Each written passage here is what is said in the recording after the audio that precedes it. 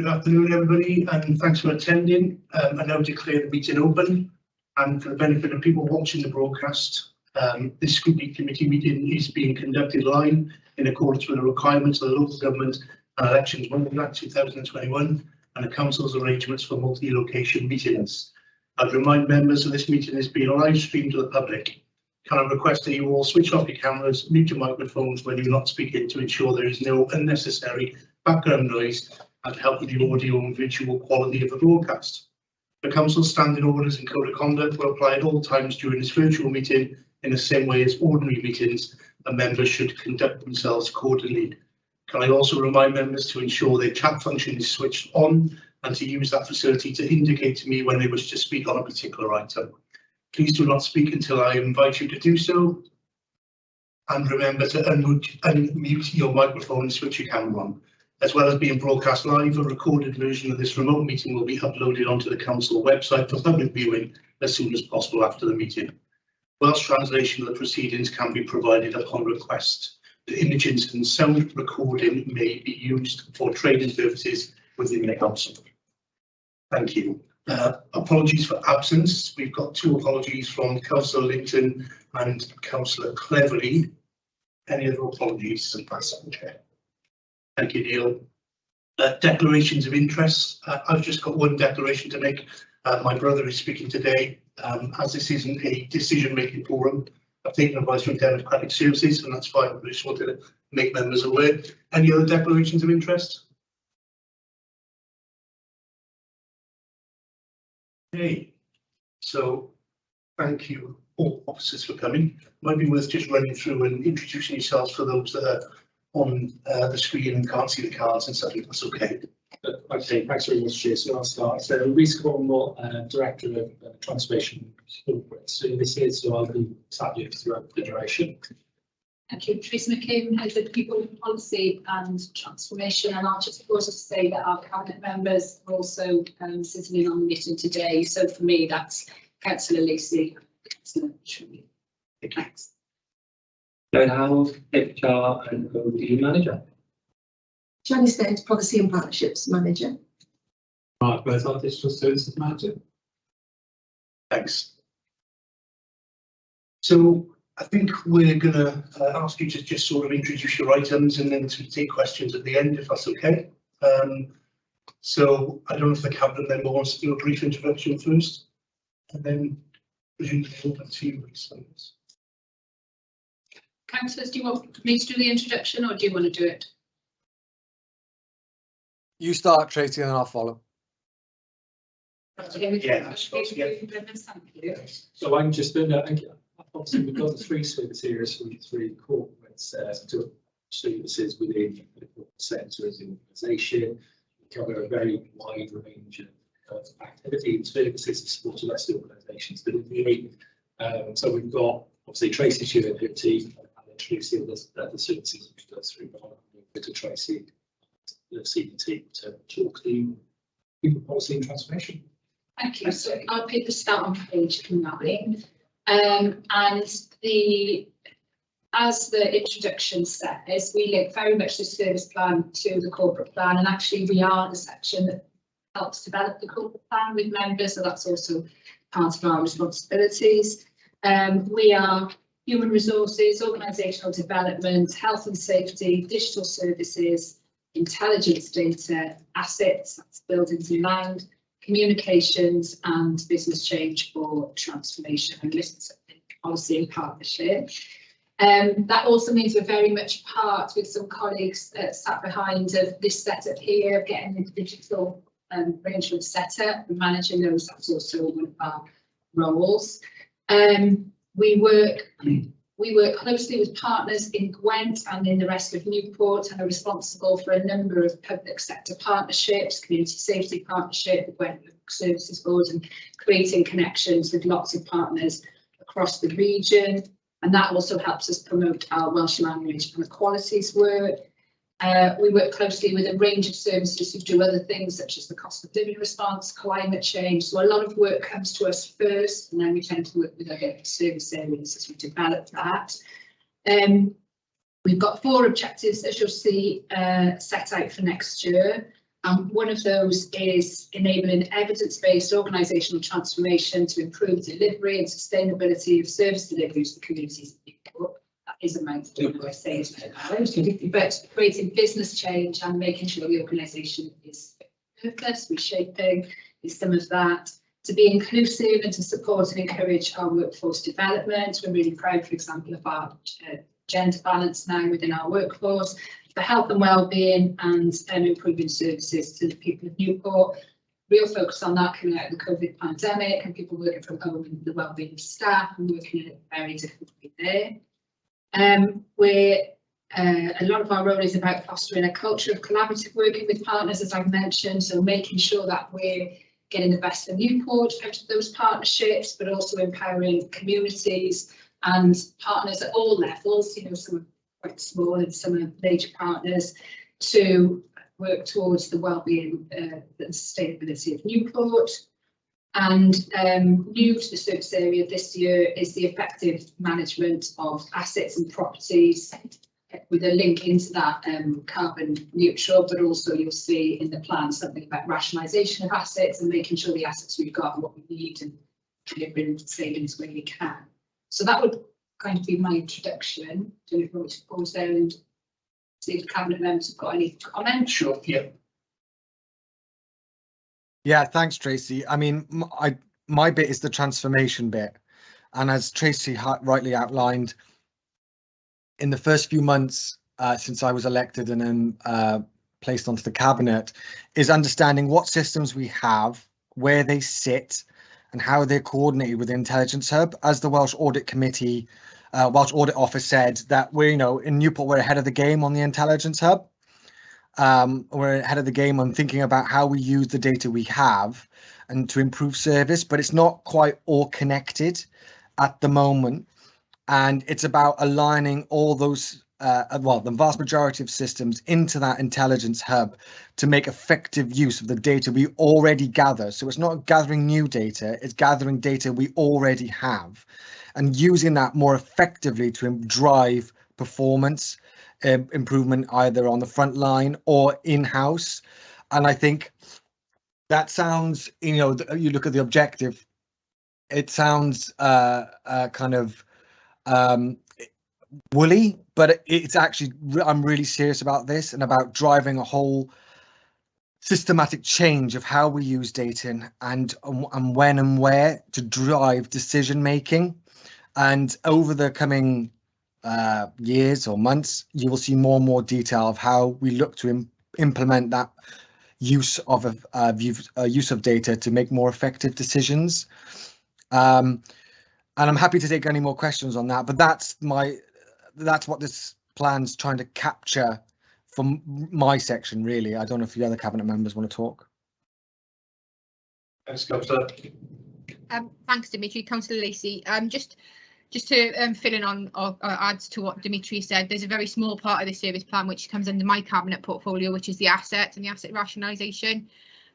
But for me, you know, all I wanted to say was, you know, big thank you to Tracy and Reese for what's the work that's been put in, because I know this is a new area to a lot of us.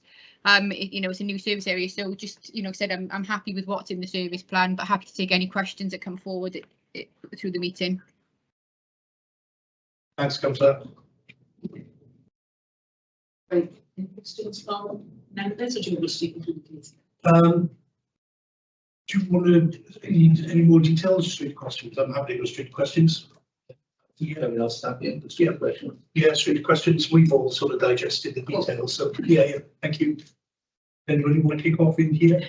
Look at the general one and raise first. We discussed earlier, because this would apply to all service plans really, letting us know, you know, in your summary, what has changed, you know, what was there before and what has changed, and why the change was proposed, and if there's implications of those on a wider level.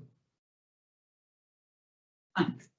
Shall I talk about what's changed? Okay. So within this service area, as part of the restructure, which I think is the biggest changes, previously we managed civil contingencies. So this role, different role, to manage civil contingencies, which is about emergency management. That has a good fit with the corporate centre, but actually a lot of emergency management is around our physical infrastructure. If you think about flooding and the wider city and with inward-looking service, so that was moved for that reason. We also were previously both equalities and community cohesion, and community cohesion is an outward-looking piece, equalities largely inward-looking, not really. So community cohesion is now part of housing and communities, because if we think about things like Ukraine, migration, and many other aspects to community cohesion, there's a high overlap with the work of housing, definitely with the work of people who work out there with communities, so that's a better fit. And the way that works now is from an equalities point of view, that is still in our equalities plan. Janice works really closely with the cohesion guys and we knit it together. Coming into the service, Cabinet members already referenced that is property and assets, and that is in its early days, but it is about understanding and managing across the whole of the council assets and aligning that with service needs and delivery. So bringing that closer to the corporate centre, really making us a place where a lot of the resources of the council are managed. If you think about also with HR and health and safety, there's quite a lot of alignment.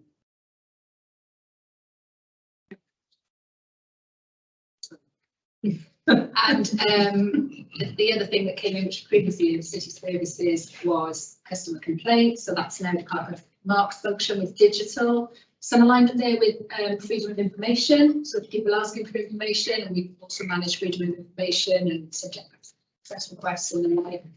And a close relationship with other corporate centre functions. So Myron will talk to you about customer services and complaints. There's obviously a really close relationship with that. So those things have been brought into the corporate centre, and hopefully we can understand using complaints more about what people think. It adds to our intelligence and it adds to the leadership and planning services. Yeah. Thanks. Okay. Thank you. Thank you, Chair. Just a couple of questions. I'll put them all out first and then see if we can get through them. Page 12.2, we got to talk about the council website. This has been done in-house, so it's been done externally. And what's the progress to date? To see we've got a finish date of Q1 23/24, which is quite a long time away. So it's just good to see where we're at with that. Use of digital technology on page 15. What safeguards have we got in place to ensure that all the residents can actually communicate with the council, not just online? Because it's not just about talking to people online. We need to still make sure we're a very sort of forward-facing council. We can talk to people face to face, as it were. Moving on to then, we've got page 18, we've got living wage city. Just to understand what rates we're working towards. Is it £9.50 or is the real living wage of £10.90? Who's working in partnership with that? It mentions that we're trying to work in partnership with businesses to understand, to try and make this city a living wage city. Then we've got on page 21, this point 2 is objective 4. How can we be sure as a council that the council is actually getting best value from Newport North? How long the partnership has been going so far, which I understand has been back as 2014. So it's understanding that we are getting best value, and whether we sense checked what the council is doing with Newport North against any other external companies that might be able to provide some sort of service. Again, finally, on the measures, performance measures at the end, a lot of targets are not being increased in 22-23 when they were in 21-22. It's just understanding why not, why we think that we're not going to be any better next year than we are this year, why we're not striving for anything better, and really just some understanding on that. Can I answer 2 of those? Yeah, of course. Yeah. That's all right, Chair. Thank you, Councillor Weeks. The first one is about, I think it was a question around face-to-face and not losing that interaction. So we're not losing that. That still will be available in several different locations. But let's be clear, Councillor Weeks, the future will be digital. It will be through apps. There'll always be a face-to-face element to any interaction of the council. as you say, there'll be people who will not be comfortable with digital systems, will be digitally excluded, and will want to see a human being, and that will always exist. But the future will be on a more online, more interactive digital future. As we're the youngest city in Wales, we're the fastest growing young city in Wales, and so we have got to meet that challenge. So we have the face-to-face, and that will always stay. But actually, when I hear councillors ask this question, they're missing the point. The point is the next generation are coming through, and they're coming through fast, and they expect to deliver the access services and get services in a completely different way, and we are not there. And I think one of your questions was about the website, and I'm sure others can develop that. And that website will be critical, and how that changes will be critical in delivering that future programme of better service delivery on an online forum. I'm sure the officers can answer in more detail, but I just wanted to emphasise that point. I think one of your last questions was about the targets, and the context to that, obviously, as you well know, is the extent of public service pressure we're all under. And secondly, the scale of transformational change we hope to start delivering. And those targets are recognising that demand on officer time and officer thought and pressure. And those targets are still quite high. But I take your point. You will see those targets change and be set higher in future years. I hope that answers some of those questions. I didn't answer all of them, but I don't think one of them was my assets. Is definitely not me. Okay, Councillor Rees, you want to come back on it? Yeah, but thanks for that clarity, Councillor Petrilli. If I can just pick up on your issue about the apps. Yeah, I don't disagree that digitisation is the way forward. What we cannot afford to do is to leave some of the residents behind. And I agree with you that, yeah, we might be a younger city, but there's still going to be a percentage of people, for whatever reason, that cannot access it online. And we just have to make sure that, as a council, we're accessible for everybody. Anybody that pays council tax needs to be get in touch with the council. So, as a council, we have to be accessible to all people. But I take your point about if we're a young city, great, then we are moving with the times. But we can't leave anybody behind. On that, we totally agree. Yeah. Thanks, Councillor Rees. Yeah, I think I know that Mark wants to come in on the digital services point as well, but whenever you're ready.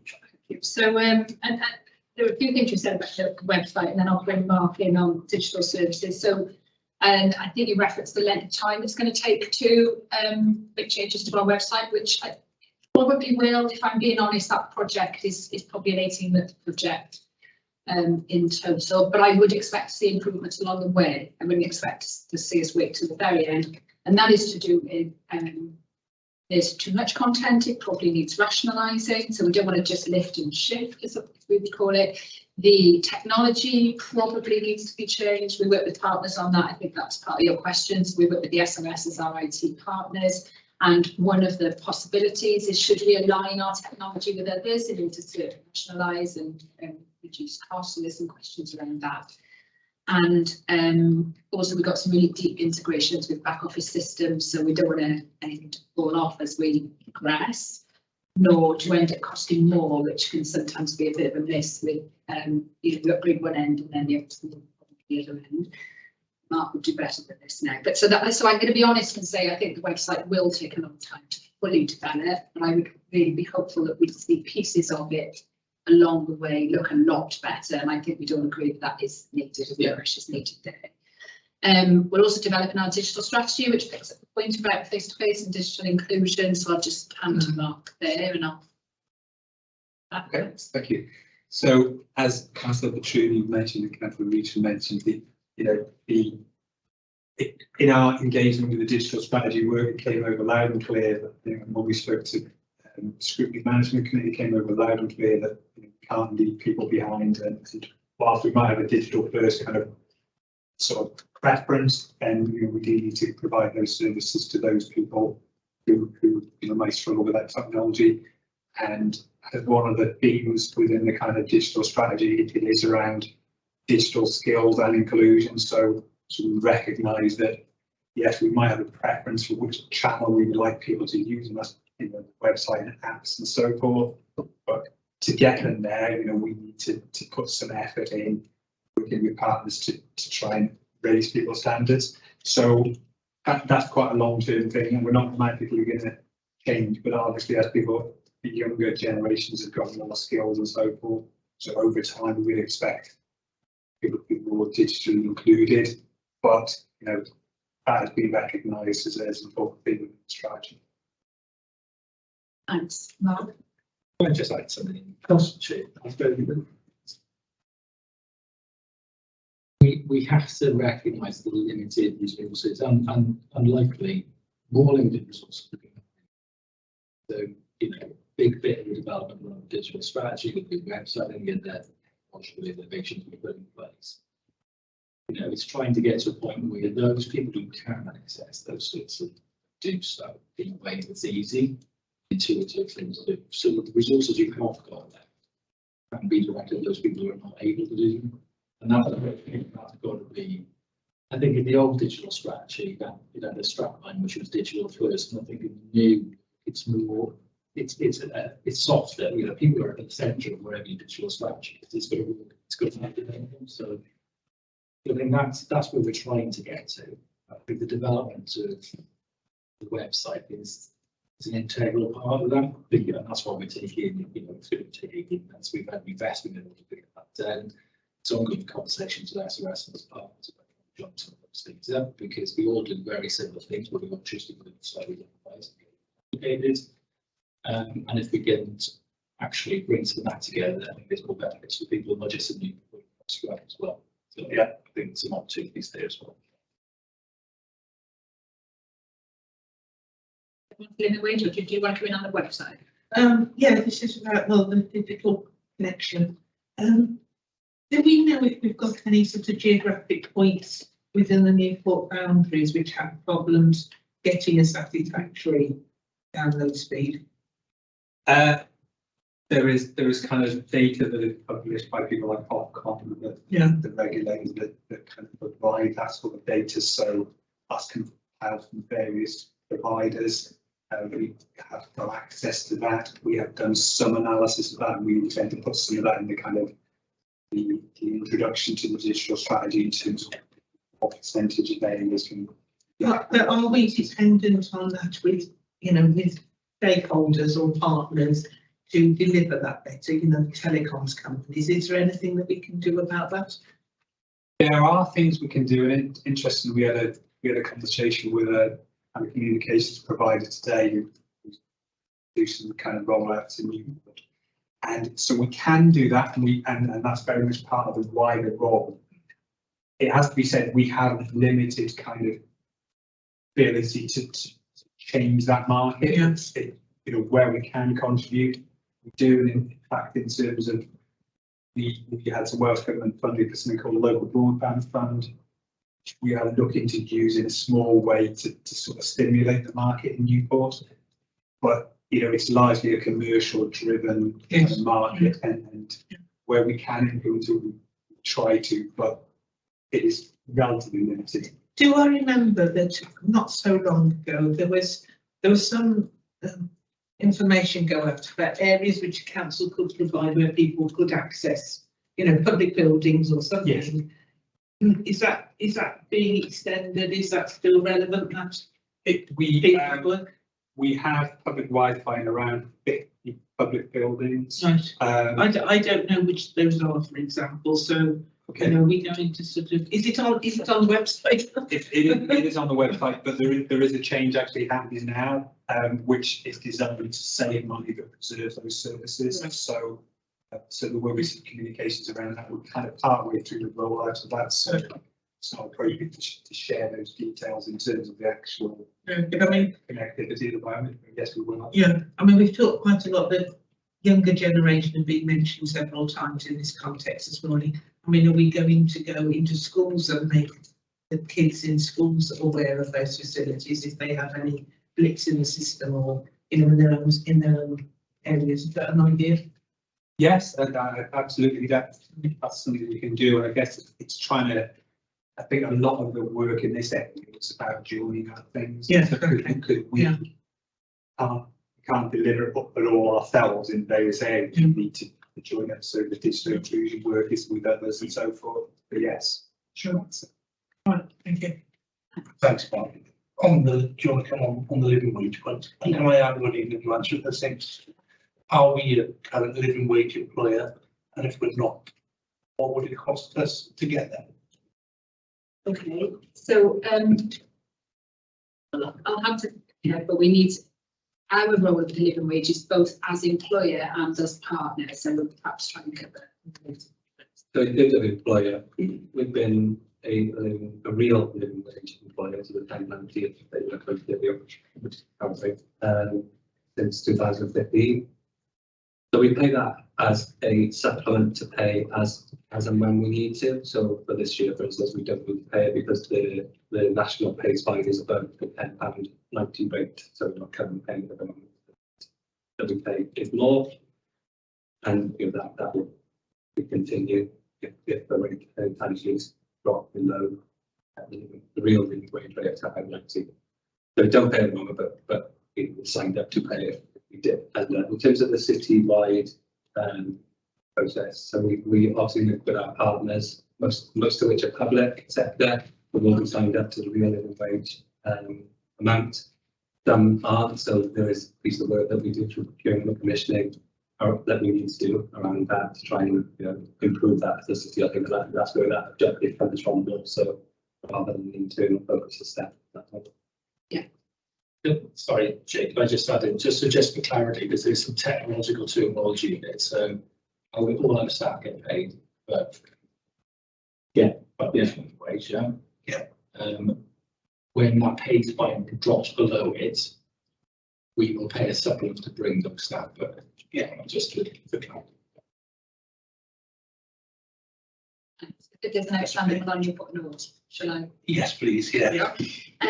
So I guess the question about, I think you might have said best value, and that is, it depends what we call best value, doesn't it? So we were at partnership scrutiny with Norse quite recently, and they presented, and there've been a number of reports produced. They presented some CIPFA data about how their pricing was comparable, and about the financial benefit that came back to the council and indeed to the city about employment, their staff terms and conditions, and so on and so on, which can make them slightly more expensive than, say, a private contractor, private referral, which was one of the examples we talked about. Having said that, in the same meeting, there was a lot of discussion about the world having changed over the last 10 years. You're right, it's been nearly 10 years now, and the council aspiring to much more social value and community value. And what does that look like?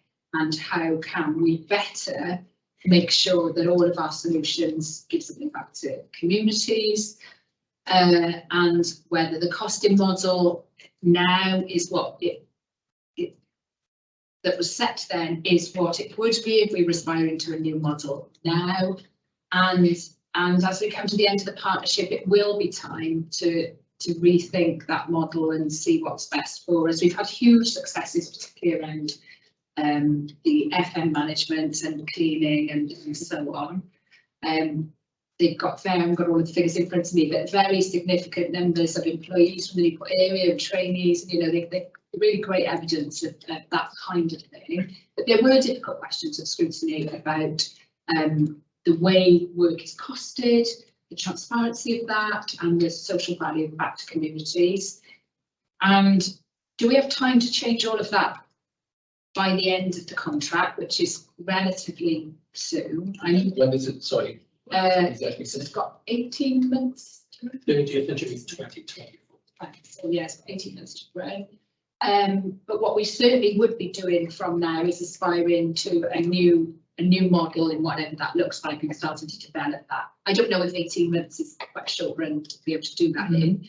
There's a lot of work to be done, but certainly within the next couple of years, we'd want to see a different model, I think, going forward. That doesn't mean not Newport North, but it means not necessarily the same contract terms that we've got today. I think that would be fair.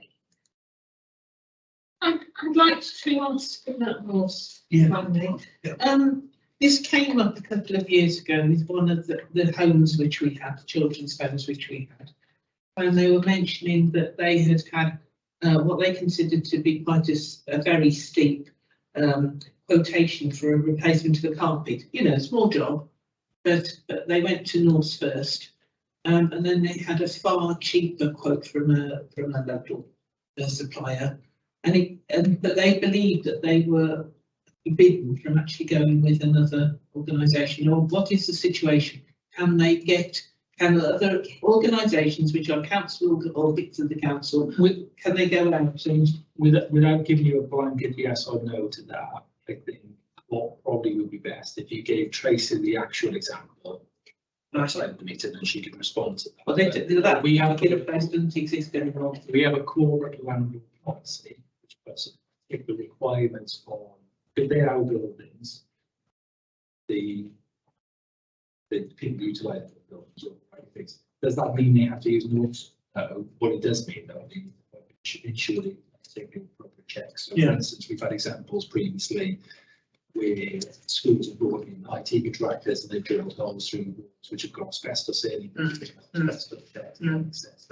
We've had things constructed on sites which have been constructed in the materials and development essentially. So there's a corporate work with their scaffolding. so that there's a whole series of these things, but without getting what you tend to do with these things is get into a bit of an anecdotal conversation about well, this happened and that happened. There's a policy in place which those people utilise as below and follow, and it can be also the best option for them. If there's an alternative options, that is the same. I think it was down to the management of these particular establishments being aware of the risks that they run if they go with another organisation who they wouldn't have the same assurances. I think that's the key thing. So yeah, it's not a situation where if you big people do things, but if you are a premises manager, you are taking on the risks that you should. You'll have to do additional work. Yeah. Yes, don't you? Yeah, absolutely. But just to come back, because this came up at scrutiny, there is also that question of, okay, does that organisation pay living wage? Does that organisation pay pensions? And we are conflicted like that as a council, aren't we? We want best value, but we also want to do the right thing, and that there is sometimes a tension there. But we are working very hard to kind of make all of that work more transparent, I think.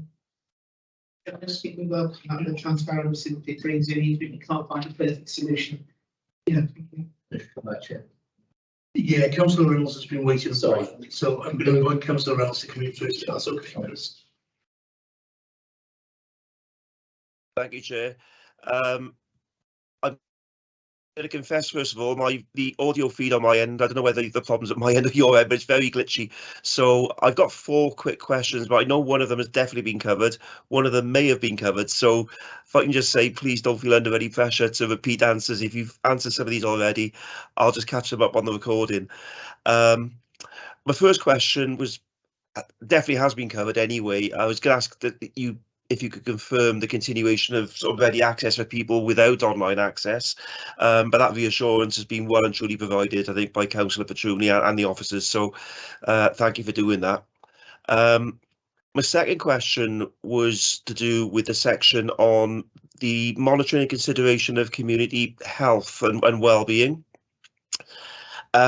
My specific concern there is mental health. I know that's not a new thing, and I'm sure it's not just myself, but I'm thinking in the context of we are coming out of the pandemic with the cost of living crisis that we're all about to go into at the moment. Mental health issues are going to become a massive issue, and obviously with all the other issues that go along with that, increased antisocial behaviour, increased dependence on drugs and alcohol, increased pressure on NHS resources, etc., etc., etc. So I'm just wondering if you could give me a little bit more detail of the processes that you've got planned for dealing with community mental health. My third question, I think I just caught the end of this being covered. I may be wrong, so again, don't feel the need to answer this if you've done it. But I was going to ask if you could give me a quick update on the progress that's been made in making Newport a living wage city. And my last question is that on page 23, it's one of the performance measures. It's just one of the stats that stood out. The percentage of managers undertaking regular check-ins seems very low compared to the actual target. I'm sure there's a good reason for that. I just wondered whether maybe you could explain for me, please. Thank you, Chair. Regarding the living wage city, I'll just cover that off quickly. We talked about living wage a lot, but we didn't totally talk about a living wage city. And that is actually in a couple of service plans, because it would take quite a lot of different arrangements to become a living wage city. We'd need more businesses to be interested, but it is definitely an aspiration of which we're a part. And our part is particularly about those partners. We can influence about our own staff and about procurement, so we covered that bit. The point about health is we are part of a set of partners that work together to support wellbeing in communities, because we're not entirely responsible for that as a council, but we do work with partners. So I'll just ask Janice to cover that kind of work, if you will. Yes, it's one of our key kind of priorities, as you would imagine, moving at the moment and moving into the future. So we work really closely with the Borough of Evan Health Authority, with Public Health Wales, and all of the key kind of partners, both statutory and third sector and voluntary sector organisations. We're also working towards becoming a marmot region, and that is one of the key elements there about equality of health and mental health in particular. So I think an example of really good partnership working, as well as the marmot, is we've been holding partnership workshops last week and the week before, and they were jointly chaired with Public Health Wales as an example. So there really is that kind of that priority to be able to support all of our communities, and our last couple of participatory budgetary kind of rounds of that mental health and supporting communities with mental health issues has been one of the key elements and key criteria for working with community groups on that grant. So it kind of feeds everything we do, and we particularly with the cost of living crisis. So the Leeds Realty Summit a couple of months ago, we are working with key partners around community events where we're working partners and community members can call in and get advice on yes, cost of living elements, but also in relation to where they can get support for mental health, whether that's from Mind, whether that's from an Iron Bevan or other partners. So yeah, definitely high on the agenda, and lots of work in the background, I guess, as well as in the service plan on how we're doing that. Can I jump on the back of that as well? That good answer. Yeah, that's fine. Thank you, Chair. It's a great question, Councillor Reynolds. And do you know what? I had a walk around with the police and Newport City Homes around Maze Glass this morning. And, you know, we talked about all wide range of issues that all councillors on this call will understand. And it's, it's understand, and this goes back to the point around data and having good community knowledge and how we hold it and how we use it and what's, we have to consider GDPR. But for example, I'm riffing now,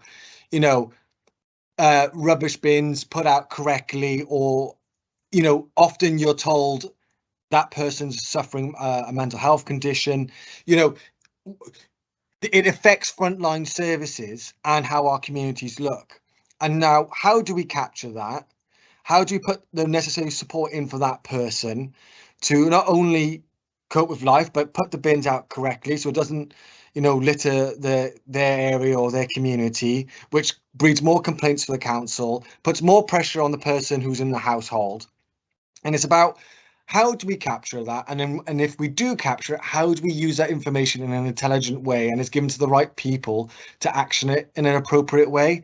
And I think that is a working piece that we need to think around. And I think that's why it's a very good question, because as you rightly say, mental health conditions manifest themselves in many different ways, but actually a lot of council services will interact with people who are suffering.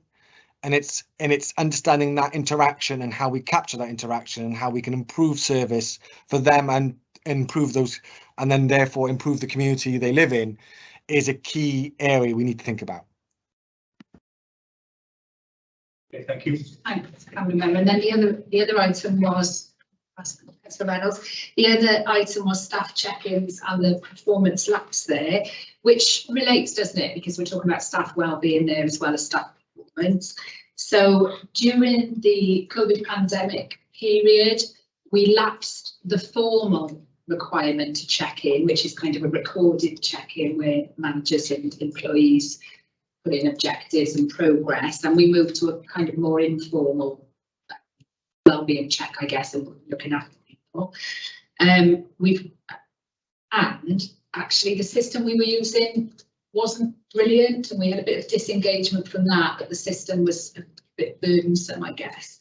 So we've just agreed with all senior managers a new way of monitoring check-ins, which is streamlined, less clunky, and we've reinforced that requirement, and we're reinvigorating, I guess, that PI, hence the target this year for that being a lot better, and we hope that by the end of this year we'll be reporting a significant increase there. Do you want to add anything? No, I don't. Yeah, I outlined it. There was a decrease in the pandemic and relaxed, and actually now we're budget again. People should be having those conversations to check people are okay. They know what they're trying to achieve and how they're achieving it. Yeah, I guess it's sort of, what is the purpose of the checking? Because the purpose is to make sure the employee is well and, supported and all the rest of it. So it sounded like we were more hung up on the system than the purpose, if you like, when you sort of say with the broken system. It doesn't really matter whether it's recorded as much as the conversations happened. So I guess it's kind of making sure the conversation, I would love to see the target 100%. I would expect managers to make sure they check in with their member of staff at least, at least once a week, to be honest, particularly in a remote working environment when you've got staff that perhaps don't speak to each other and have the camaraderie of an office environment that you used to have. So for me, I would have, and I sort of echo the point, I would have expected to see it at 100%, to be honest. That would be the strive. Yeah, totally get that. I think just to add some other stuff into this, so the important bit of this is we changed the system just before the pandemic. So, and I have to say it was a retrograde step because it was a part of a budget savings. So we actually went to a system that wasn't quite as good and wasn't quite as flexible. And you think about most of our staff don't work in an office. The frontline staff working in service environments and social services. Social services staff, they have monthly supervision, anyway, it's part of it. So this is on top of those things. Some of our staff working in sort of refuse, maintenance, those sort of things, they have more happening because they are talking about the activities they have more team conversation than individual conversations. There was a big drive during the pandemic. I think, particularly as you were just saying there, very regular conversations with members of staff to make sure their well-being was okay, and they weren't necessarily recorded on the system. So a lot of evidence out there about the discussion about how that people necessarily system. So we take all that on board. That Tracy and Karen have come up with a different approach to this now. We've just got signed off, and confident we'll get back at least get back to moving forward. And that was my point. Really. I suspect that it's happening all the time. It's just recording stuff like that. Yeah. Any other questions? Chris, you wanted to come back in on a point, didn't you? I'm just briefly picking up on what you mentioned, Tracy, with Newport North. Is that then being looked at as a project in a different scrutiny committee? The Newport North partnership is scrutinised by the partnership scrutiny committee. Right. Yes. So that is being drilled down into. Yes. However, you'd also expect to see on my service plan when it next comes here to see progress in that respect. So it's sort of a dual effect on that, and you'll see that again. Yeah. Okay.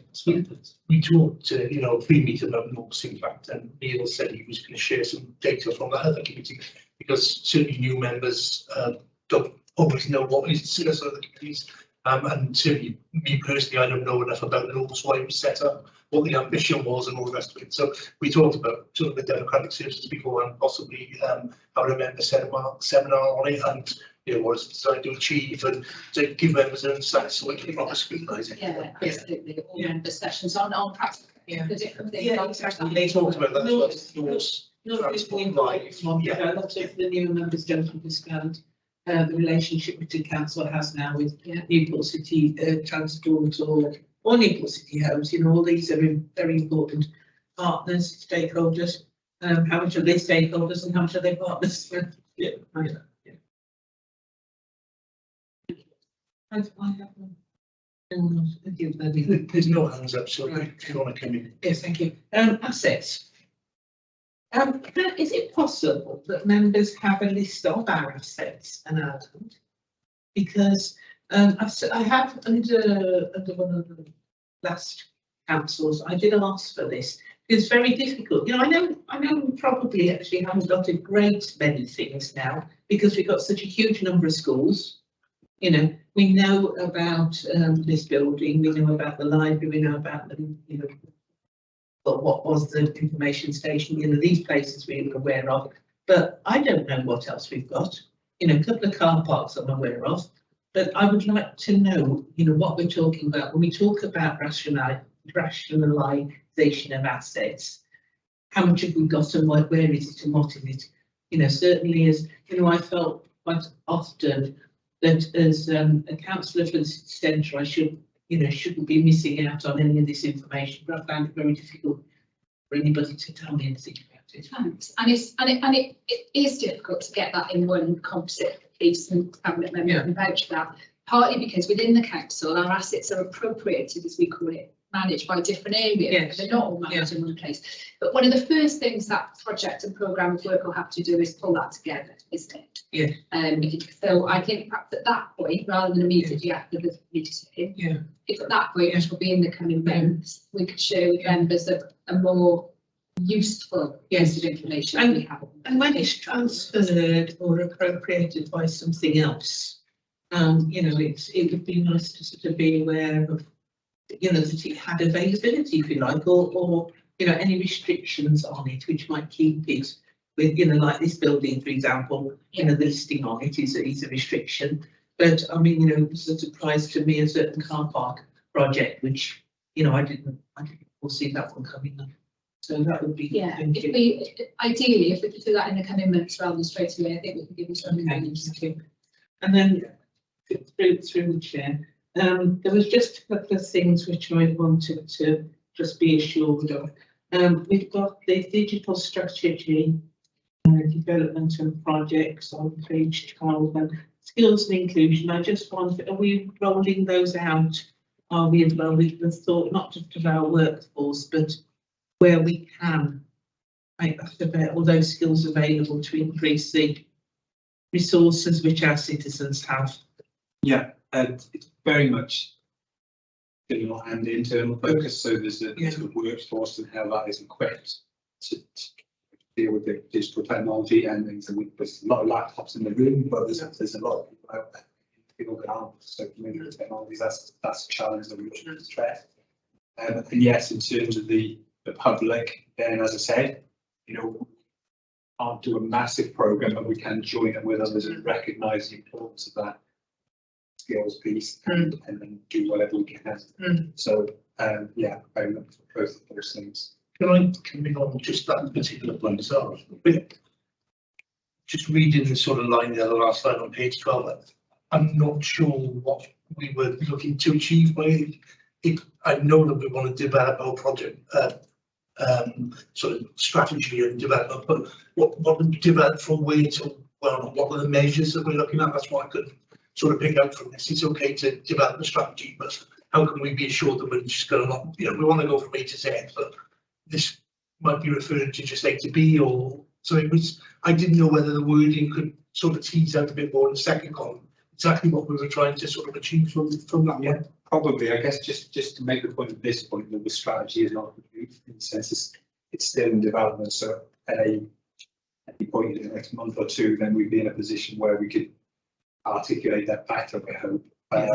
In terms of, and there's internal engagement to try and finalise that to ensure that it isn't making promises we can't keep, for instance, and it is trying to address things that are important the organisation and citizens. So take on board that comment, but yeah, very much looking to make improvements.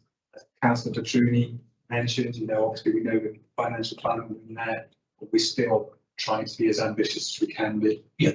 Is it part of this people plan which is mentioned in here that's being developed? And what is the people plan, and if we've got a people plan that's being developed, what are we doing at the moment?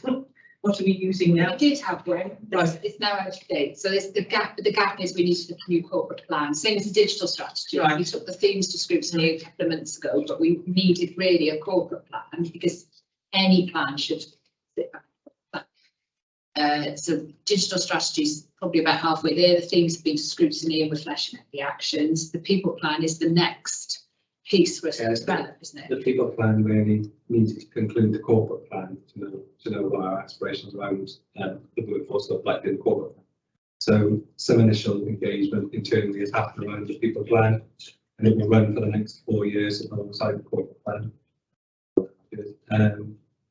So around April, May, June time, when we'll start to see a formed people plan with the, you know, what our workforce aspirations look like. We did that kind of previous one that we've just completed. That's being reported through the service area plan at Scrutiny for the last 5 years. That about it is getting reported in that cycle. But and then also the master digital plan is a separate document. People. It will have And to. they all talk to generate into the workforce scale. Be knocking upon questions here. I have one about the equality training. I'm just wondering, you know, obviously I'm aware of the equality training. We had, unfortunately, had to leave quite early, but I was there for the first part of a Fairness Commission training session, which was held several weeks ago. And I was wondering if you know, our staff being made aware of that type of training as well was going to figure on the aspirations for things which our staff might be interesting or need in the course of their professional lives. Thank you. So Fairness Commission training is really interesting. We tend to fold fairness in with the equalities training for staff to make it, give it a practical application, which generally is through fairness and equalities impact assessments. So we fold in fairness, the socio-economic duty and qualities into kind of more rounded training for managers and staff with some methods for them to use that in their day-to-day work rather than have them as separate streams as you would with members. Are you using the parameters which the Fairness Commission have developed to encourage the way in which particularly senior staff think about the decisions which they're taking forward? So senior staff were in a joint cabinet workshop on the fairness parameters, and senior staff had a long session on fairness.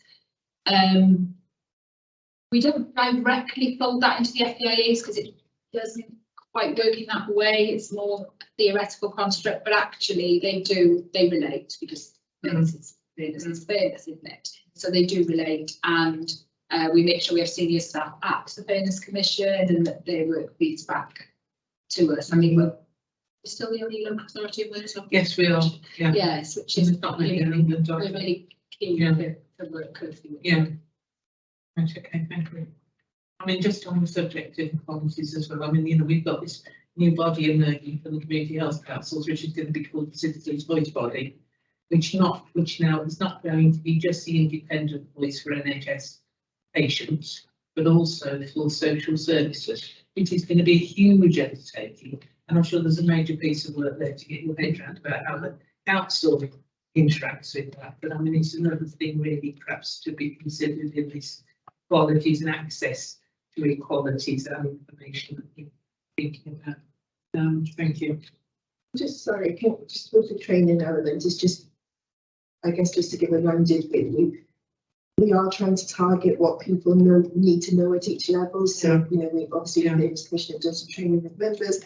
We've also had all of our senior members that have gone through inclusive leadership training, and then all of our staff then do the kind of, you know, an introduction to equalities and awareness of Welsh language. So it is very much about trying to tailor it to what people need to know at the jobs that they're doing. So it's not a one size fits all, I guess. It's about looking at each kind of role and each person having the support that better.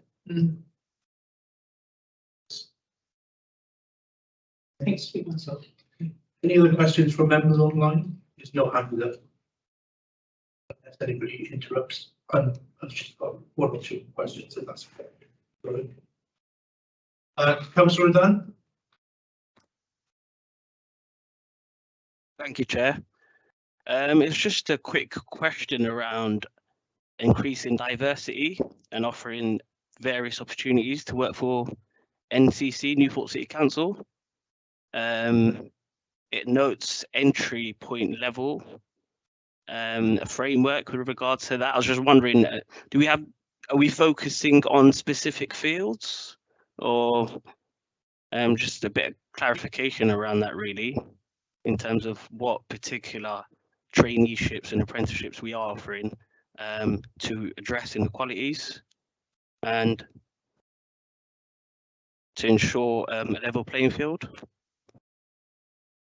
Thanks. That's a really important question. That also comes through within our strategic equalities plan and in a lot of our other documents. And although we've done brilliantly with our gender pay gap, we are much less good at being representative of the communities we serve, and we need to do more there. So we've got apprenticeships, a number of traineeships. We go out to jobs fairs, and we're really working on different ways to be a more inclusive organisation. Do you want to just give some examples? Yeah, traditionally, I guess we expected people to come to our website and apply for jobs, and we're having to go back quite a bit to getting out in the community and encourage people to apply. More recently than before. We've gone to the sessions in various places across the city, indoor market, for instance, where we've encouraged people to again look at our website, and the next step is to actually go back to filling a form and take it off you for access purposes. And we're trying to target some of those areas that we feel there's a workforce that could come and work for us, rather than you need to know someone who works for the council to get a job. Trying to change the myths and trying to get people in. So our entry point scheme is predominantly apprentice based, traineeship based, but also we're going to events for like school leavers where we'll be advertising those specific traineeships and entry points to bring them in and then hopefully develop them into future roles within the organisation as well. I think of a point on that which I had in English. Do we apply the room rule? What's that? The room rule. That guarantees an interview to people who meet essential criteria for different racial backgrounds or disabilities. Yeah, so we do apply it for some circumstances. We've got disability, armed forces, and care leavers, but no, we don't apply it for any other specials. We've determined in the past that we don't do any targeted recruitment in areas. Actually, we're trying to say about we need to review that again as to whether we do make vacancies available for specific areas of staff in particular. But the 3 areas to say what we currently have in the And one final question from me then is, in terms of the health and safety and workforce, how we comply with our requirement to carry out display scrutiny equipment assessments for people working at home? So we have an online learning package that people can review, and then there's an assessment that sits alongside that assessment. Home or wherever you are. At the start of the pandemic, that was more evident, so we did an exercise there to make sure everybody had done that. New starters will go through that process as part of the induction checklist process. And more recently, as we rolled out our revised policies around phone working, which some of you may have seen, and we've again, as those requests have come in for permanent changes to they were in place, people again reassessed if they've done the training, and so yeah, we that growth process. We'll continue that on a regular basis. So for instance, things like pat testing, we're rolling out this week. You might have seen this, but you're bringing your screens in and all the rest of it. But for that, yeah, it looks like we're going to be part of the GSE settlement. Thank you. Any other questions from anybody? Take the silence as a no. Thank you all for all your input and questions and answers. Thank you. Thank you very much.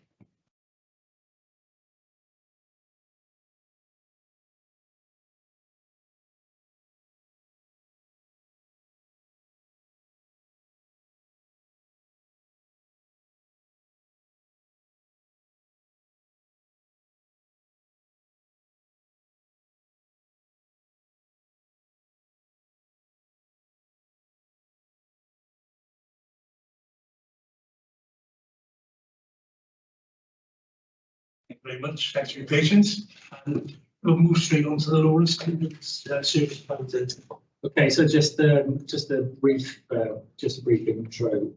So this is, I think it's probably worth talking about some of the things that's the things that we get to address the staff, because it is a more frequent service than it would be last year. So just to introduce Committee. I'm Liz Bryant, Assistant Head of People Services, and I'm stepping in for Gareth as he retired.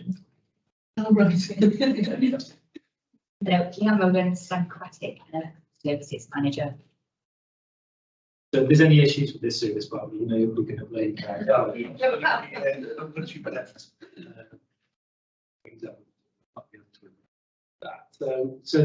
So again, stripped down. The main changes with this, I think, are the fact that the regulatory services, which would have been licensed and trading standards about half those services, now moved into environmental regulatory services, the new services. So those would have been, I think, primarily the things that get come out. Conservatory was on and now gone. Some of these services sit within the service area. Is capital portfolio. So, yeah, I did look. There's no covenant and all. That's what they, yeah, you know, so we just go through. So without further ado, we're going to hand over to the people. So it is in the same format as the last thing. Yeah, fantastic question. Great. Thank you. So as Rita said, we no longer have regulatory services, so we're professional and statutory services within the team, which is generally the legal team, democratic services team, and the registration and Gwinnett. Our three key objectives are to improve efficiency, cost effectiveness of statutory and professional services, and optimise the use of available resources. And what that looks like for each of us in the plan is to review staffing structures to ensure that they are relevant and most efficient for the service area. You look at workforce planning, ensure we've got effective workforce planning strategies in place. Looking at fees, fee structure of fees, and seeing if there are any changes that we can make to those. So that mainly involves the land charges area within the legal services, and then the registration of birth guests and managers are the other areas where fees. The other area which Leanne may be able to fill you in more is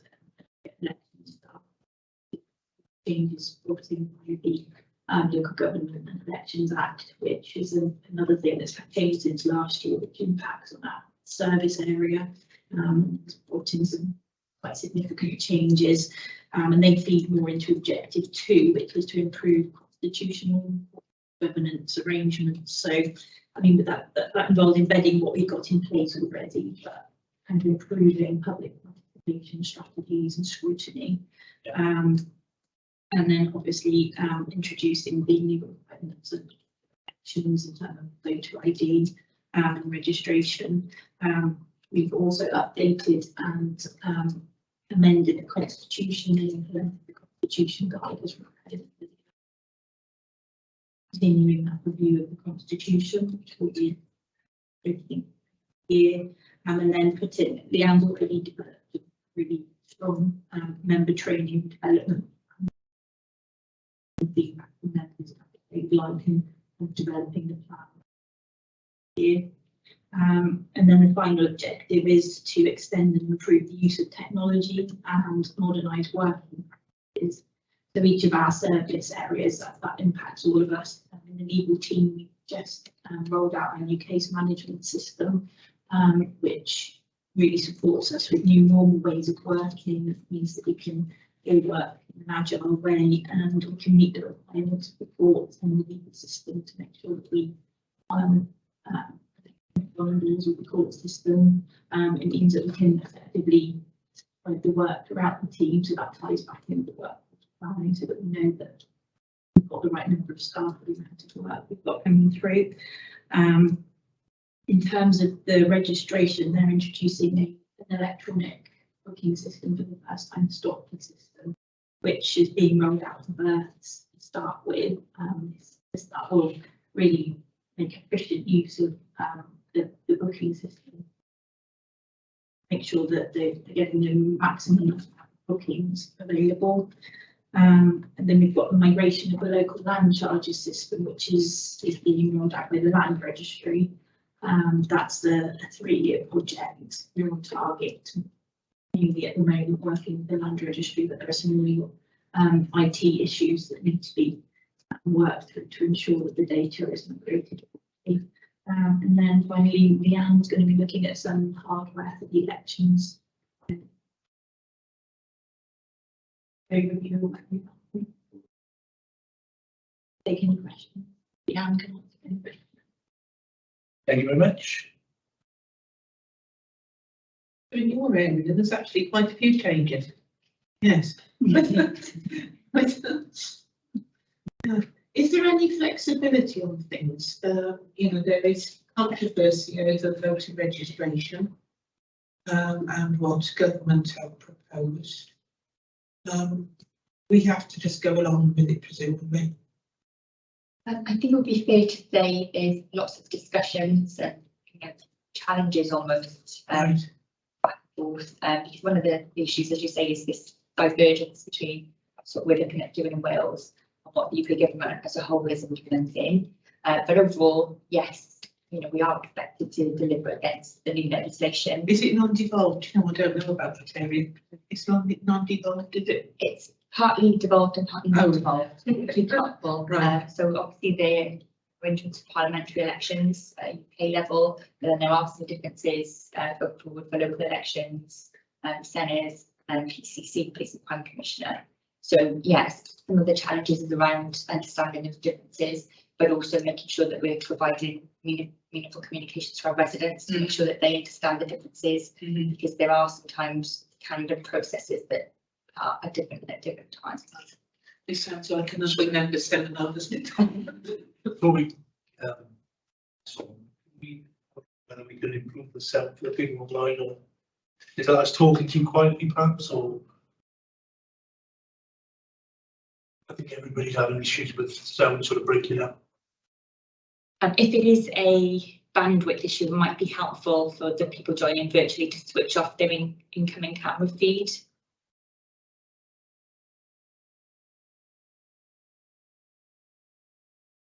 Dropouts to me makes me feel like it's probably an internet thing rather than the system. Yeah, so if you don't know how to do that, you can kind of turn off our video so you can't see us. I don't know if that will help. We turn this way as well.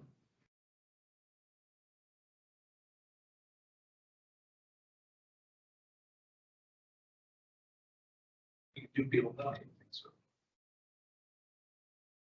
It's 3 buttons at the top, isn't it, where it says more. You can click on that and turn off your incoming camera feed. I don't know if that might help. Well, whilst we can try and sort of speak up a bit as well. So it's the end, and 15 minutes in the case, to be honest. Yeah, sorry, I interrupted then. back to you, Kate. I think you answered that. Yeah, no, yeah.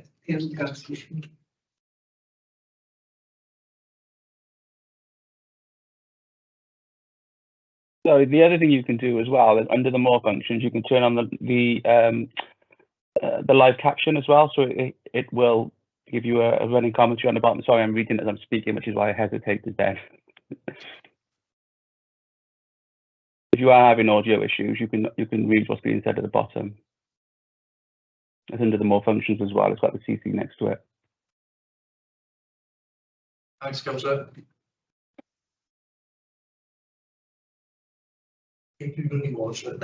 No. Yeah, thank you, Chair. I've got a couple of questions. I'll throw them all out there and see if we can get through them. Of course, a number of issues that have been raised across all the service plans. Page 29.2, you're looking at undertaking review of staffing structures for the lead section and options for training posts. Obviously, developing people as they come in. Has any thought been given to maybe working in collaboration with Newport University with this to bring people through from the university straight into the council? Page 30, then we've got point 4.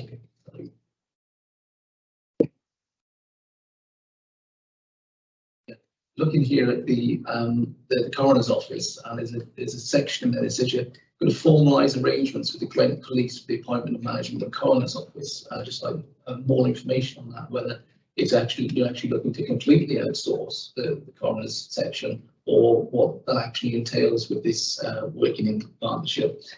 We move down to page 30 when we're looking at fees being charged, which is a good sign of revenue coming in. So undertaking review of ceremony fees, etc., and discretionary fees. And just the question there that needs to be sense checked against other authorities, local authorities, to see whether we're in the right level, whether we could be maybe charging it more, whether it's expensive, or whether there's say a national body that says you can only charge X amount for this if it's market value, for example. And similarly on that, then, if you go to page 37.4, which is about the land registry charges and moving the land registry actually the searches online. So it's really then just confirming that if you're going to make it easier to access the searches, whether we're still going to maintain the existing charge, whether we can look to drop it or get rid of it, or if there's a mechanism in place, or just making sure that if people are searching, they've paid their money up front. It's really about making sure the right revenue is coming into the council and not giving anything away. Just to start with the first one, we're working with HR in terms of looking at university collaboration. I don't know if you know, as in terms of professional legal qualifications, there's a strict route you have to follow your degree through the training contract. So we already have implemented a training post for us to be having training last week. Also, just a legal training post, which isn't a trainee solicitor post, it's akin to an apprenticeship, but not an apprenticeship for somebody who's not yet qualified who would like to train to either be a paralegal or to follow the legal executive route to training. But I think I've been in discussions with HR about looking at collaborating more in terms of a graduate kind of scheme. That's something we've got to look at alongside the other two options that we've already put in. In terms of the coroners, we're not looking to outsource it. The issue we have is we have two coroners officers who are employed by Newport City Council, and then 5 who are employed by the Gwent Police. They all come within the coroner's office, but there are difficulties in terms of service delivery for the service manager, the coroner's manager. She is unable to physically manage the Gwent Police activities in terms of their annual leave, flexi scheme, those kind of things. So that's causing managerial operational issues. So the coroner's office and manager and myself have a meeting with Gwent Police next week, along with HR, to try and formalise the arrangements, and what that looks like is probably some kind of service level agreement with Gwent Police, whereby they will agree to allow us to manage their foreigners officers, so that our own manager has some control over how the service is run, because it is potentially impacting the service delivery, not being able to manage those officers within our own service. So that's something that needs to change very soon. Instructive. Yeah. So moving on to fees, in terms of the land charged fees, a number of them are statutory. We have no option over what we charge. And then the non-statutory fees, this year we took a comparison of our neighbouring rental authorities to see what we were charging in comparison, and ours were actually lower than theirs. So all of our non-statutory fees will increase 4% this year, and that still brings us slightly under some of our neighbours, Newport, for example, but it's certainly a step towards, rather than increasing it all at once, it's a step towards increasing our income. But we also need to be slightly commercially competitive. Fine line to walk. Yeah, in that respect. So we're trying to ensure that balance to make sure the searchers come to us to complete their searches rather than that we create that for them. In terms of the registration fees, I know that the registration manager has undertaken a full review of them very recently. She's created a spreadsheet of the cost of running the registration service and comparing that to what we charge. I think we're more or less in line with other operators.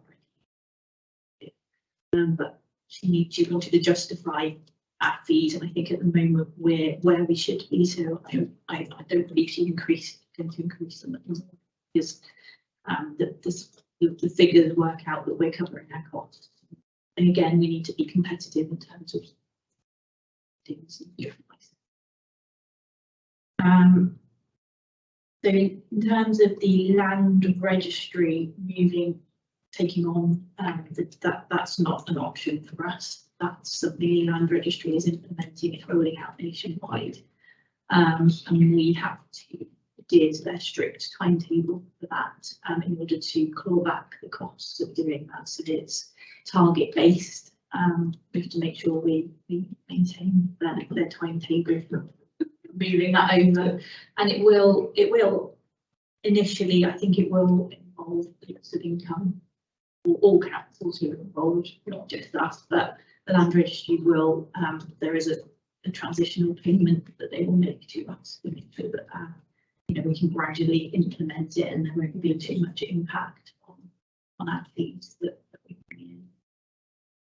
Yes, I feel that's really just some way to explain why the performance statistic, the measure for next year is down to 85. Well, because of this changeover and difficulties you there are a number of other reasons. I mean, I think they were still recovering from the COVID, so the pandemic in terms of personal searches not being allowed to come into the building. A lot of the work that they would have done themselves, our team had to do, so their workload doubled at least. So it's taken time to get back to that level. So that reduction is to reflect that, to enable them to get back to their headline. But also something that audit picked up was that it didn't reflect the full level of searches that they were undertaking. So it's just we have a search report that they produce, so it's just to reflect the full level of searches that they undertake and turn around, and that's a realistic figure. Can I just comment, Chairman, about the land registry, considering that the criticism that they're coming under for the delay in registration? It's, this is interesting, isn't it? Sort of, yes. But they're laying down the law to you when you have to implement things, when they haven't seemed to be able to be behaving very efficiently themselves. Yeah, thank you. I think that's all the questions. Yes. Any questions from any members online?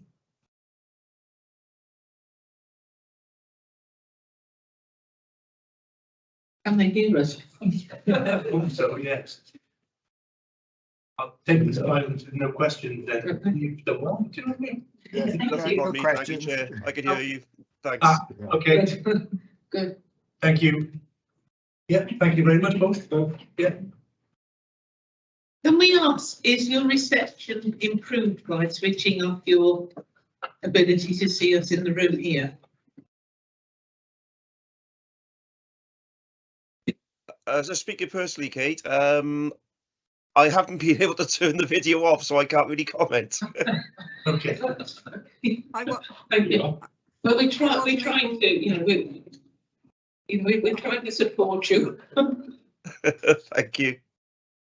I wasn't able to turn the camera off either, but Gavin's suggestion that turn the subtitles on has been better. Yeah, you just froze. I can tell you're having problems. Definitely be in chambers next time.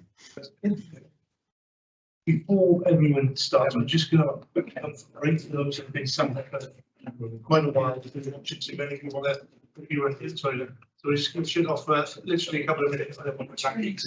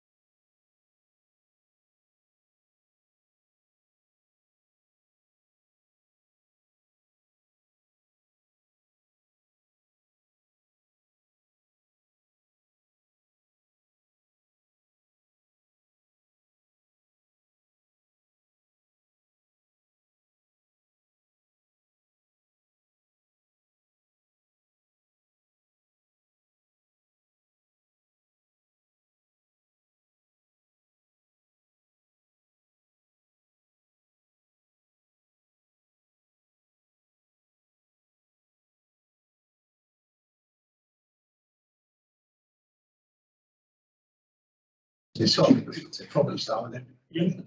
I should say that. You should get to. Yeah.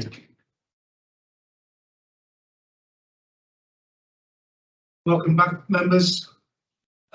We're just waiting for one more service manager to join us, and then we'll recommence. Do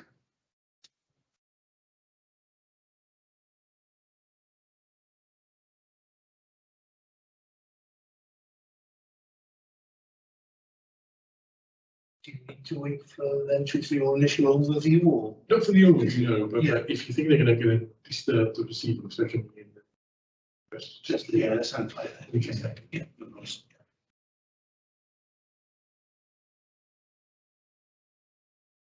Right.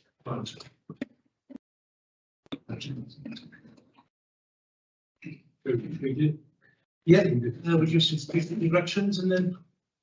Yes, hello, I'm Councillor Dennis Leonard. We do. Assistant in finance. Yeah, good afternoon, Richard Leake. I'm Procurement and Payments Manager. Paul McCarthy, Benefits Manager. Team members, Andrew Wathen, Chief Interim Auditor. I'm Emma Johnson, I'm the Income Collection Manager. Thanks all for coming. Over to you. Thank you. So we've got the service plan, the drafts for the plan here. So we will take comments from this meeting, and we'll be using that to complete the service plan. So the big changes for us this year coming is that following the council's restructure a little while ago now, we've now got customer services and benefit service within finance. We haven't got the services manager, customer services with us here today. She's on a long book, but any questions that I can't answer, because I'm still learning about that, I will take it away. So that's the big change for us. What that's done to the service plan is that there's a much bigger emphasis now on the self-service digital agenda, because it fits into the customer services section, and also the revenues and the benefits section significantly. And that's the big change in my service plan for the year coming. There's still one of the 4 objectives is to support Newport residents with the kind of COVID support schemes. They are running, we're now at the kind of tail end of those now. So that is no longer a significant part of this service plan, but it is one of the objectives. Previously, that was a very big part of it in terms of the supports to businesses and individuals and households. But that's been overtaken by the self-service and the digital agenda. So 4 main objectives for the medium term. One is to take forward that digital agenda in customer services and commercial events, financial management, financial control, financial planning. That's a significant issue as we go forward, especially in the kind of context that public services are in currently. And another area is on the carbon reduction and social value. So we had a little conversation about that previously in this meeting. Those are 2 big agenda priorities for the council, and through the procurements and the purchasing that the council does externally with various suppliers, it's about how do we embed those agendas into that. And lastly, as I said, tail end of the continuing support for businesses and individuals as we come out to the COVID pandemic. So those are the 2 those are the 4 big objective areas for this survey. That's it for me. For take questions. Yes. Well, the general one is we've been asking and I think, personally take this forward, I think we've got general agreement on this, that we ask people to summarise by what has changed, and if there's new things coming into your service plan, why have they appeared at this time? Sure. So I mean, as I said, really, what the last 2 years we've been very focused on COVID support That's now still there as one of the 4 objectives, but very much the tail end. Just because we are now in that pandemic period. And then the other big change is that bigger emphasis on the self-service and the digital agenda, because actually we've now got customer services and the benefits team within finance. And actually we need to start that agenda within benefits, and obviously it's a continuing theme, a significant continuing theme in customer services. We're already embarked on that within revenues. We are on the cusp of the, or we are now there now, aren't we, on what we were doing, but we can take it further. So those are the kind of, it's a change of emphasis. Those were 2 objectives in my previous plans, but very much kind of a different emphasis on those now. And the financial control and the financial planning, you know, it's a continuous theme, but I do think that in climates, it does have a sharper edge to it as we move forward.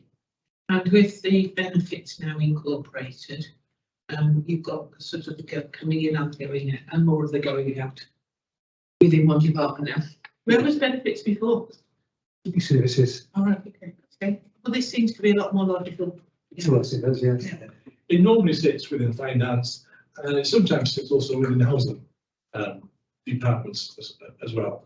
I would say more finance than the housing, but those are the 2 components. It's because we moved into that customer services in a wider heading previously, and you know, it is a customer service.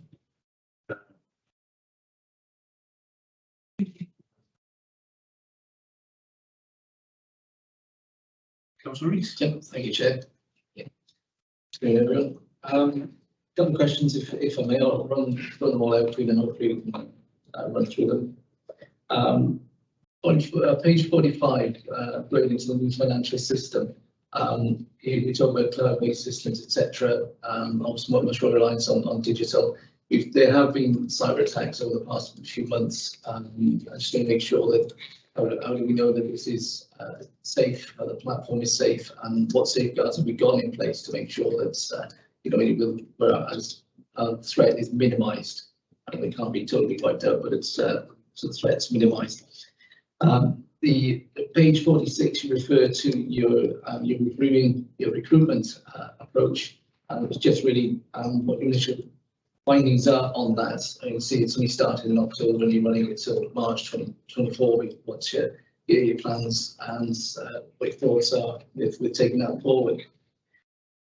Page 49.10, then you refer to ethically based funding, and just want to make sure that we've got any investments that are in non-ethical schemes at the moment, or we move away from non-ethical schemes altogether.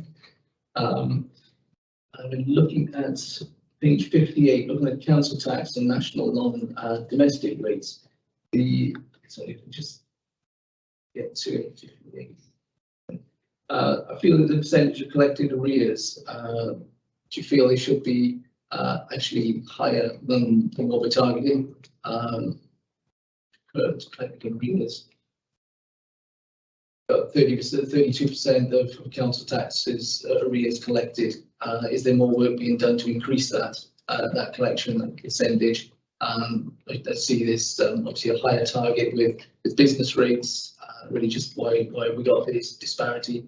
Surely, if it's an arrear, it should be chased whomever owes the bill. So I feel those targets possibly should be a little bit higher. And just finally, page 59. Talking contact centre times, just looking at the call times with people calling into the contact centre. Have these compared with, or have they been compared with the other sort of local authorities like Torvine, Pwyllgor, etc.? And you know, are we in a good benchmark? Are we falling behind? Are we much better than our sort of counterparts, as it were? Thank you. I will hand you over to my colleagues when I just did a few kind of words. So the new system, yes, it will be boosted by the supplier as opposed to the council. One of the key aspects of the project is the security aspect. We've got IT and SRS on the project team, and their part in that is to make sure that our network is connected securely to the suppliers, and actually that the suppliers' own arrangements are adequate in our Yeah, it's probably the only other thing to add, and it's digital colleagues could obviously go into more detail about this, but when we look at the procurement process, they were also part of that process. So there will be questions put to each supplier who tendered for the contract around their security arrangements and IT security arrangements. So obviously, having got through that process, and I'd have to confirm this for certain, but I would imagine there was quite like pass fail within that. So to have got this far means they would have asked those various questions. And then as Myron said, obviously part of the ongoing team as well. So we're in a position to put questions to the supplier in light of the changes in the wider context. So yeah. Yeah. Into the second question, the recruitment approach. What that means for us is around, I think you've already had this conversation, is around the kind of training roles, because recruiting a professionally qualified and experienced individual is proving to be very difficult. There's not that many people within the marketplace. Salaries in some of the roles is not market competitive, and therefore that is a real problem. We've had particular problems for a while now in audits, and we've had particular problems in procurement, because the MOD is really short train line away, and they are sucking up all the procurement expertise within a 40-mile, 50-mile plus radius. So we are up against, probably an organisation that we struggle to sort of compete against, because the civil service salaries are much greater in procurement. So therefore, we need to just go down the kind of the trainee roles. So we've already had Rich going to say where we are about that one. We've been allocated a trainee through the new HR programme, so I've got a meeting now in January with our HR business partner to put JD and everything together in order to go out and advertise for that post. So as Myron said, we're looking to more of a grow your own, if you like, so get somebody in at a lower level, put them through their qualifications, rather than trying to go to market and recruit a professionally qualified procurement officer, which we are struggling to do, to be honest. So it's a different tact, and try and get someone in and develop them, through our own internal arrangements. So it is there is the impact, of course, because you're having to take on a more junior, less experienced individual. That does have an impact for a while, but in due course, it helps. But we do struggle with most of our professionally qualified sort of finance staff and staff. And we've been looking for a principal staff for a while now, haven't you? 4 years. Yeah. So again, when you're a small team in a local authority, in a single local authority, it can be more difficult to recruit. Well, we hope that strategy is successful. Did they do this a few years ago in social services? I think they have heard about Newport trying this in other areas of the service areas. Recruiting and training our own staff. We struggle, so I've been doing a picture of Tracy, so we struggle particularly around technical roles. Yeah. So we've put in place, look at the Tracy now, last year, the year before, doing this traineeship scheme. So basically, so it's not just modern suit. So any technical posts where we struggle to recruit, we create a traineeship post or recruits us the year we explain that. I think we have to accept that at some point they will get trained, they'll get experience, and then we want to set it up. But I suppose that is also supporting the local economy. So you've got to use technical training and go to technical. Yeah. Just on that point there, can I ask, are these trainees, are their jobs based here in the Civic Centre, or are they working from home? Well, I'll respond to that. It depends. They're not. A lot of the staff who live in all the civic centre their homes haven't got the civic centre base because we don't allocate jobs on that basis. So they would be expected to be anywhere. And some people only have their homes designated. Yeah, maybe I phrased that badly. I mean, I'm aware of, I know somebody who started an apprenticeship as an adult or something, and I think they're probably very socially isolated from their team. You know, they only met members of the team in person a matter of weeks ago. You know, so I think their understanding and appreciation of the role and what it means to be part of a team is actually probably quite different to those of us who developed our skills working in an environment where we had physical contact with other people. We jump in response to that. So our approach is a sort of flexible lending model to that. So there's some changes, part of the new programme, there's some changes to our policies where people apply to designate their home as their place of work. But very few applicants for that. You know, every member of staff I know has got a contract that requires them to be in particular places in particular time. That's most of our staff, vast majority of our staff. For those lenders who requires to, they work in offices. So, you know, my service managers will have their teams in and be responsibility for service delivery operational aspects, but also in order to ensure that they feel part of the team and supported as well. So, yeah, and actually, if you're in the building now, you would have noticed the Civic Centre has got significantly more people in it than it's had certainly since before the pandemic. So people are taking advantage of being able to work in multiple locations, but you know, nobody, I would say, nobody, I suspect, being very, very, very few staff who are not in a workplace at least one day, if anybody. So most of our teams are in for 2 days a week, and that's the way that we planned it. And even new recruits over the last couple of years, you know, their first few weeks, we just make sure that there are people around with them to help them to live, because I think the same as you do as well. Yeah, but I think we had a question earlier from Councillor Reynolds about mental health implications of the pandemic and this recovery process. Yeah. And, you know, I really, this remote. Yeah, and people who want to come into work every day because of their situation, which could be a mental health issue, you know, they are able to come into work every day. And we do have a couple of those across the finance division in different teams.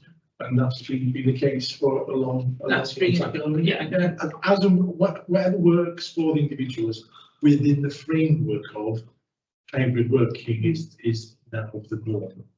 But you know, we do make allowances where that's appropriate.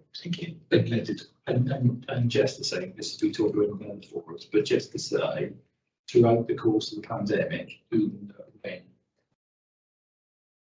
I say everybody, the 1,200 of the 5,500 staff that we employed who could work from points, even then, somebody if a manager and a member of staff were to had an issue with doing that, and there are all sorts of reasons why people have issues with personal circumstances, we would have done that. So we would have updated anything on the situation. And we did do that. Good. But small ones. Good. Okay. In terms of the equity-based investments, as I speak to you here today, they are only because our investments are currently quite straightforward. They are with other local authorities, etc. Short-term loans. We do invest in money market funds, that's the UK property market fund, very long established fund.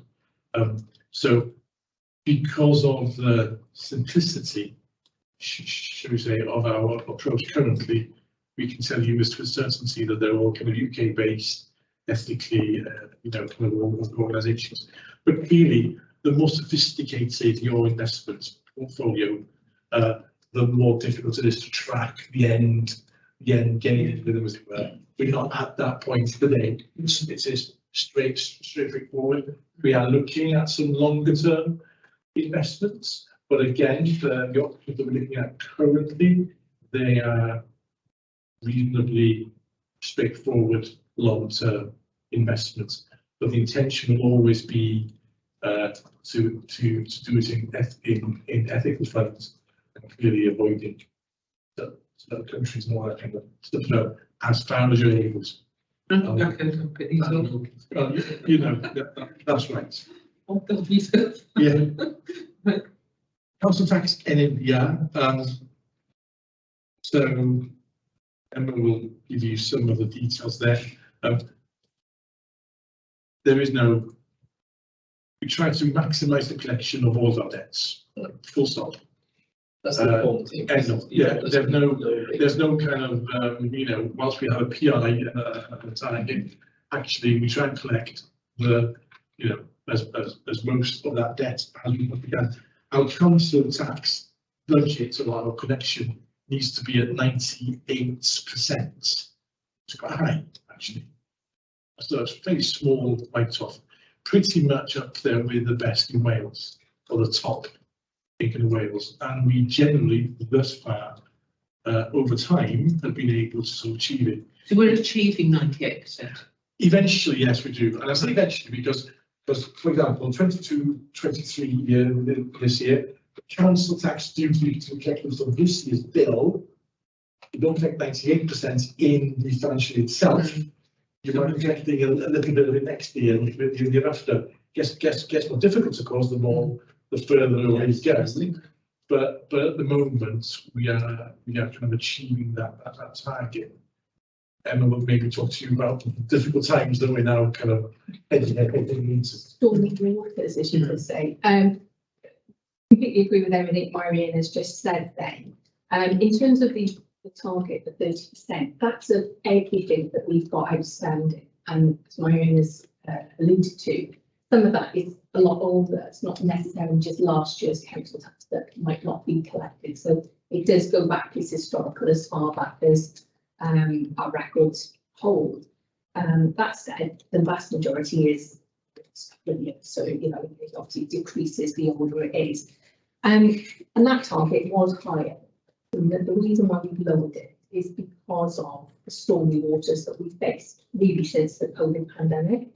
What we found in 2021 was that prior to the, well, even when the furlough scheme was announced, there were a lot of people who really were struggling to pay their council tax. A lot of people stopped paying their council tax, especially people who were self-employed, who didn't know when grants were going to be arriving and how their finances, you know, their personal finances were going to be arranged. So that year they were higher, much higher council tax arrears. That was then coupled with the fact that the court system, which we have to go through to get an order to enable us to take the robust recovery actions that we do, wasn't functioning. Effectively didn't function for the majority of 2021.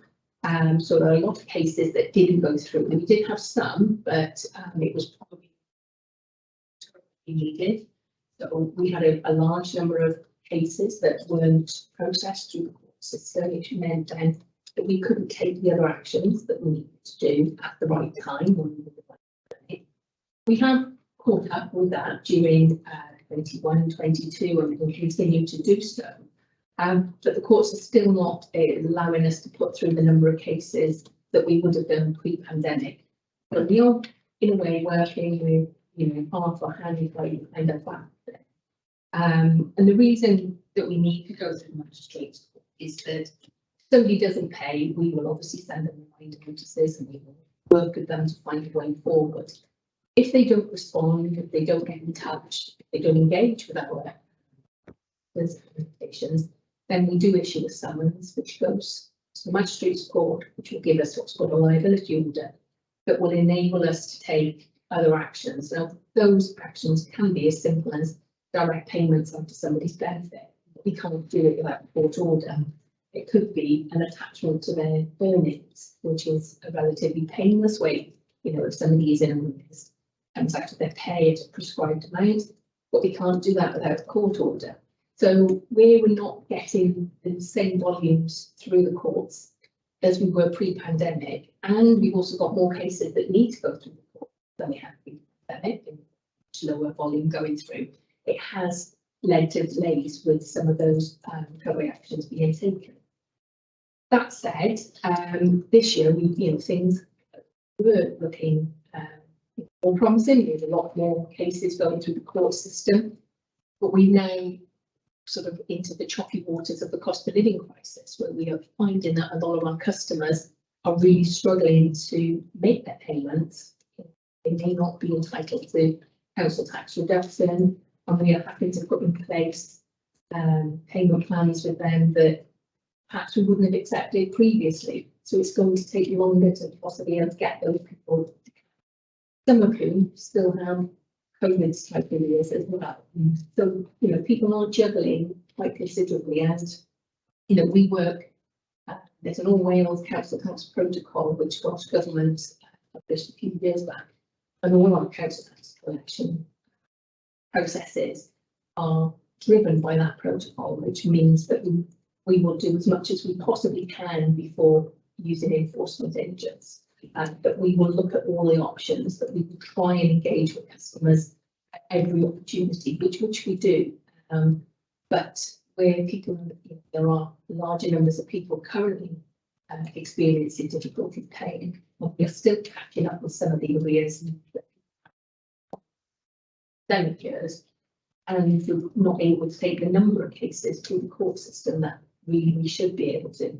So when you put that all together, unfortunately, it does mean that we are taking longer to get those cases through the system to enable us to recover the money. But that's not to say they're just left in a big pile. They're not. People are contacted and being bend over backwards to try and help our customers to sort of navigate the path through the policies that we currently are in. So I guess then that's having quite an impact on your financial planning for the next few years. If you can't get that line, if you know you're not going to get that 98%, if that could possibly be done. Yeah, I mean, the council tax is still currently based on 98%. So I'll take a view on that in 12 months' time, and we'll go from there.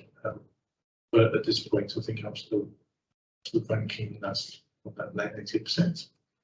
So more than that in 12 months' time.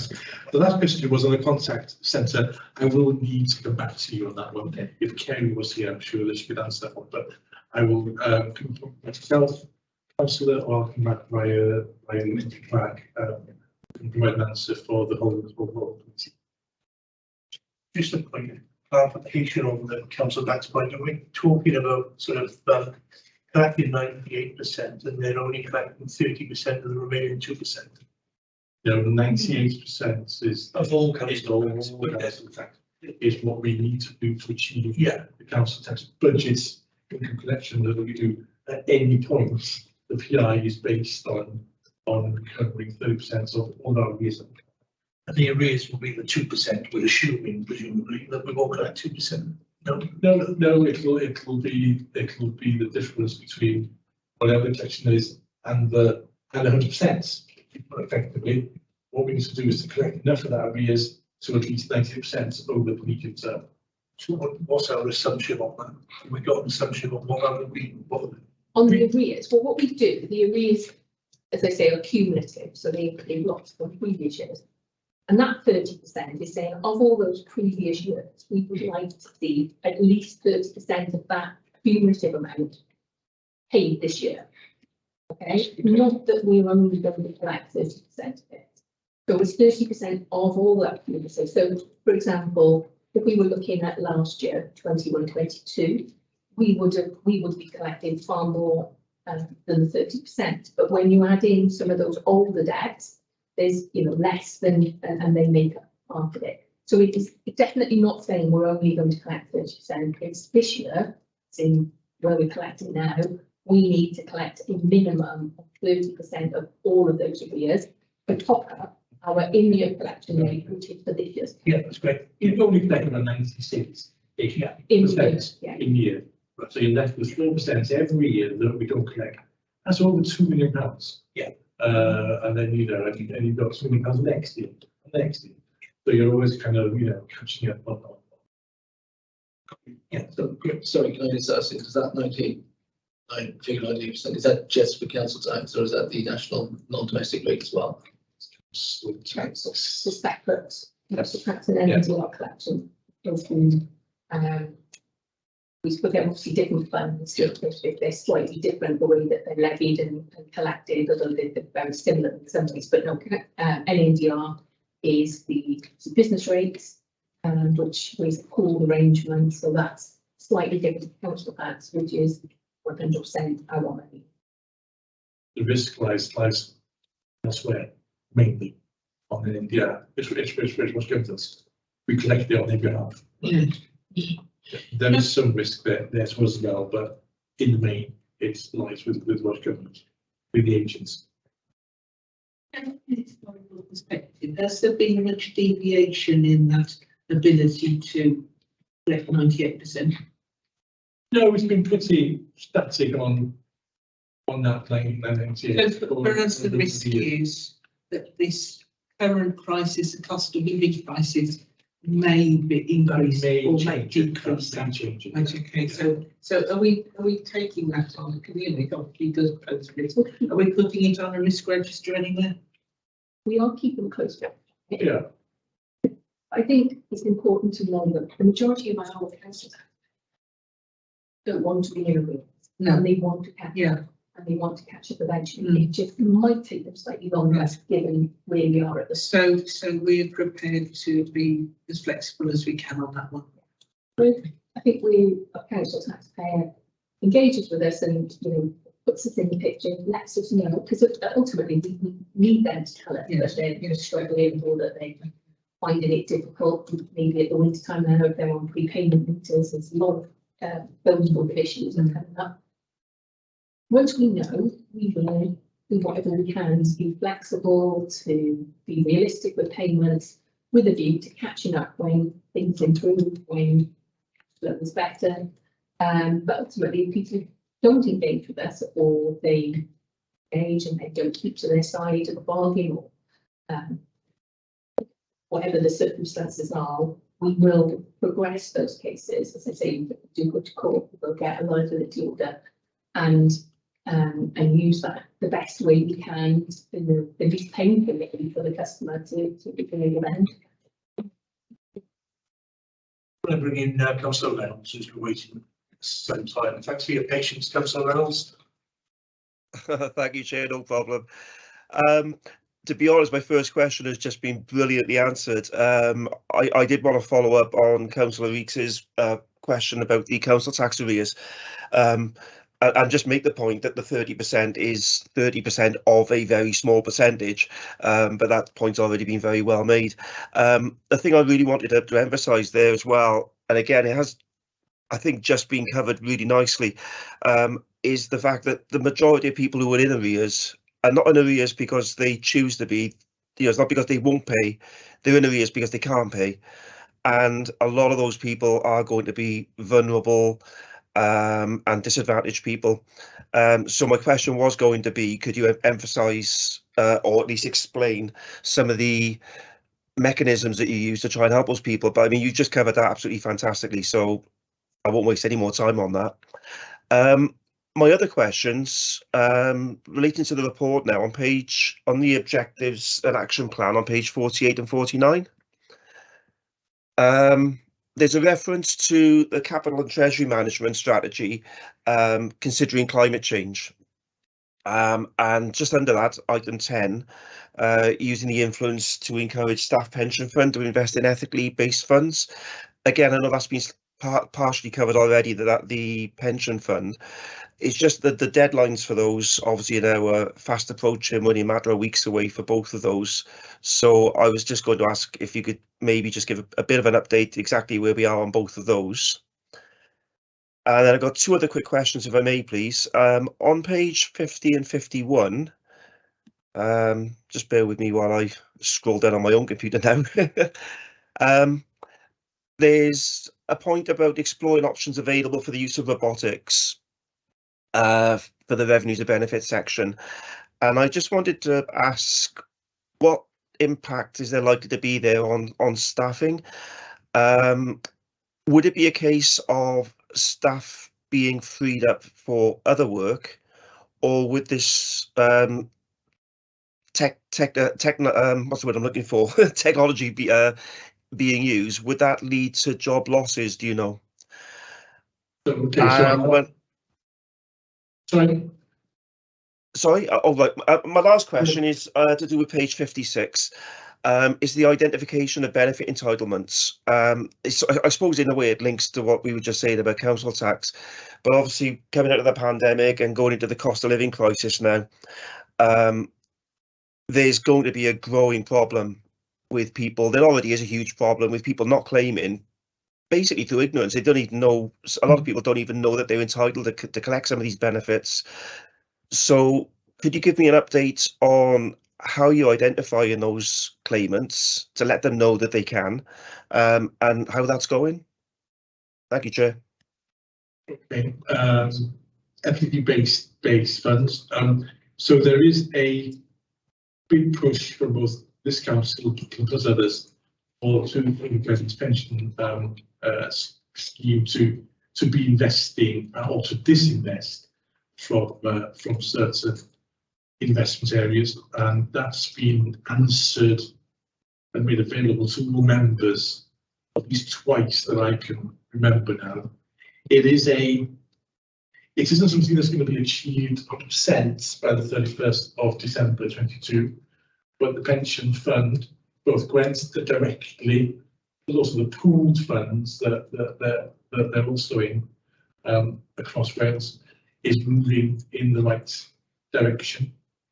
And I think for some of the areas where they're still invested, and you might kind of just wonder what's going on, sometimes it'd be more influential as a shareholder when you're not a shareholder. Plus, there is this balance between the fund is there to make money for the pension fund for benefits that, right? However, increasingly, of course, we can all recognise that actually those companies and industries that are ethically kind of grounded are the ones that are going to be the successful companies in the future, because actually that's where society is going. So actually that's the kind of direction the direction fund, but we will not achieve that as 100% by the 31st of December. But the direction of travel is very strongly in the right direction. And I'm happy to sort of just share the last member. I think it's the Friends of the Earth. They send us an annual letter on this, and the last one wasn't all that long ago. And there's something on our website on it. So I would probably point you towards that, Councillor Reynolds, as that's proof as to what I'm saying now. But certainly we're heading in the right way. Robotics and robotics, artificial intelligence, etc. You know, I mean, the council clearly needs to be more efficient in the future. We need to find savings. Also, as Emma has just told you, the context is getting more challenging as well. And certainly in terms of arrears, because at the end of the day, arrears is about one person talking to another person, eventually, anyway. And therefore, we will need to probably consider this on an ongoing basis. But I think that the benefits will come in both areas. You know, I think we do need to be realistic. We need to be carrying out this function as efficient as possible. But clearly also there will be a need for it to also be well managed and well done. We will need to provide some additional resources because the city's growing. That there's more houses to collect council tax from. It's been happening for the last 10 years or so. I don't think there's been any major investment in the revenues team. that time. So you've got the same number of posts, dealing with a bigger base. So actually, at the very least, I would be hoping that this will enable you to continue on that journey, so that it's not a burden in terms of additional resources required. Ideally, we can also make it a bit more efficient. But we need to keep it under ongoing review. Benefit entitlements, certainly, yeah, that's an ongoing issue, as I understand it. All I'm sure says it now, but anybody who belongs to the benefits system now goes to universal credit, which is a DWP issue. That will automatically provide you with an application form for council tax reduction. Well, we get notification from the DWP if someone's applied for universal credit. So we invite an application at the moment. We'll send an email or a letter with a form. But what we're looking at with robotics is to automate the entitlement universal credit to automatically assess council tax reduction without the need for an application form. So that's something we're looking at to increase take-up. So that will both be more effective and also more efficient as well. But even now, if you do make an application for universal credit, you will be invited automatically to apply for council tax reduction as well. It is always an issue when people apply for annual entitlements, and certainly, when one of Emma's revenues people is talking to somebody about the career, there's always a reference made. Have you applied and looked into, the various benefits that's out there? So we take the opportunities where they arise. Chair, the one you hear most frequently referred to is older people missing out on pension benefits. But I don't know, 8 million.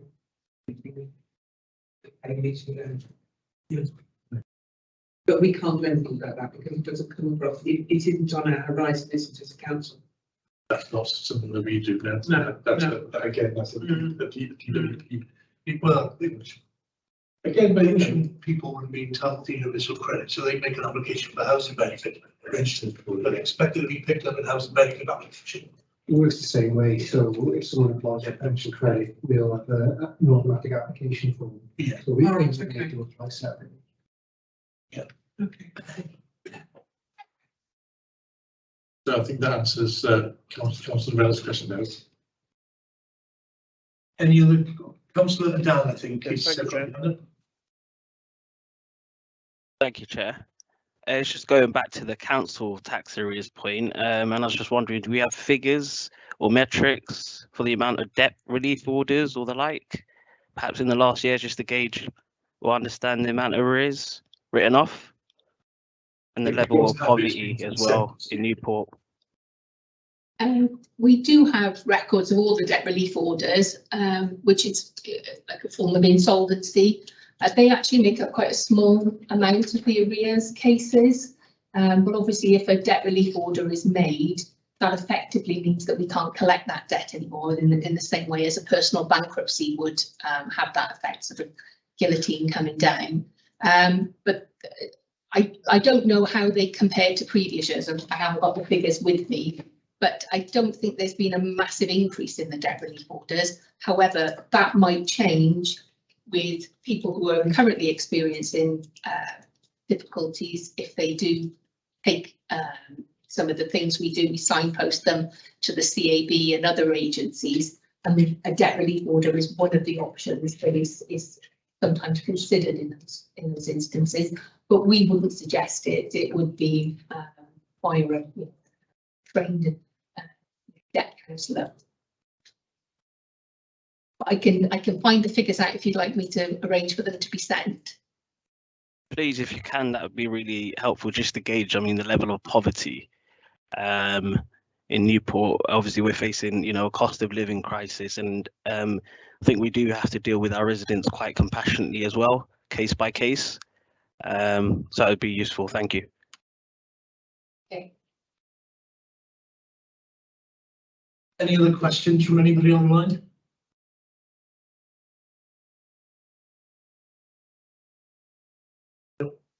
No, my question was going to be quite similar to Saeed's question, so that was answered. Thank you. Thanks, Councillor Hall. I've just got one or two. It's nice to see the amount of performance indicators and finance team always produce compared to everybody else. Pages and pages of them. We've shifted a lot of objectives into PIs this year that are more appropriate as a PI. One of my points, it was touched on in terms of the DWP point, universal credit, and obviously there's the managed migration now from legacy benefits over to universal benefit. Will that impact on the amount of staff that will need to process benefit applications? Is there a plan for reducing the number of benefit staff along with sort of mass migration, which is supposed to be done over the next sort of 18 months? Was the first question. We will need to keep an eye on that, won't we? Yeah, it's as simple as that. If the workload reduces, then we need to think about what that means in terms of the size of the team. A bit like the question for Emily as well. We just have to consider it on an ongoing basis. Yeah. Okay. And the second sort of point really was discretionary housing payments, how we can make use of them, particularly to support our colleagues in the housing teams, which I'm sure is already happening to a point. But we're in the middle of the housing crisis. We're seeing more and more private sector landlords, serving notice, ending tenancies, tenants falling into arrears. That's likely to get worse. Can we use the DHP pot for that? How well do we publicise it? Can we use it for mortgage arrears as well? Which I know some local authorities in Wales have looked at, and can we use it for council tax arrears as well? Council tax arrears, no, we can't use it for that. We used to be able to when it was under the council tax benefit scheme, 2013. Mortgage arrears is not on the guidance either in the national governments. We do use it for homeless prevention.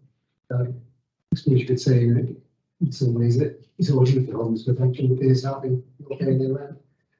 And we do work closely with the housing team as well to identify severe cases under much risk of eviction. Percentage do we spend each year? Do we spend 100% of our allocation? Well, apart from last year, last year we had 780,000, which was the most we've ever had. So our government gave us 240,000 in October, but we didn't know what was coming until October, so we couldn't plan for the year.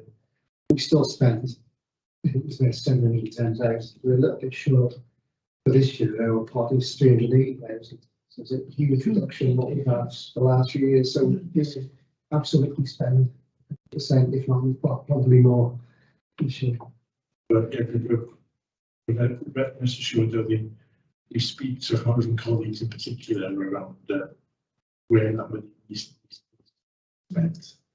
And at the end of it, even if it hasn't got that homelessness heading, it is ultimately all kind of aimed, all funnels into that. Yeah. We almost every spend up here helping people find deposits to move into a new place or rent arrears. It's homelessness is kind of the end that perhaps to mention. Yes, yeah, you get that. Thanks. That's it from me. Any other questions or points anywhere? Okay, that's well done. Thank you very much. Thank you.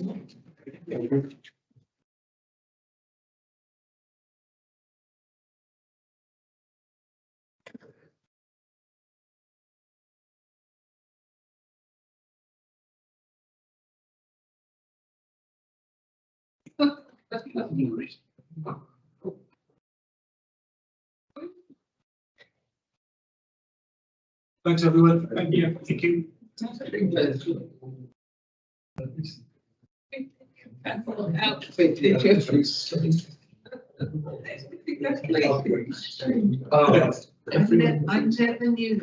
You can't read anything into that, Chris. It's just a coincidence. Yeah. Well, he's on bench.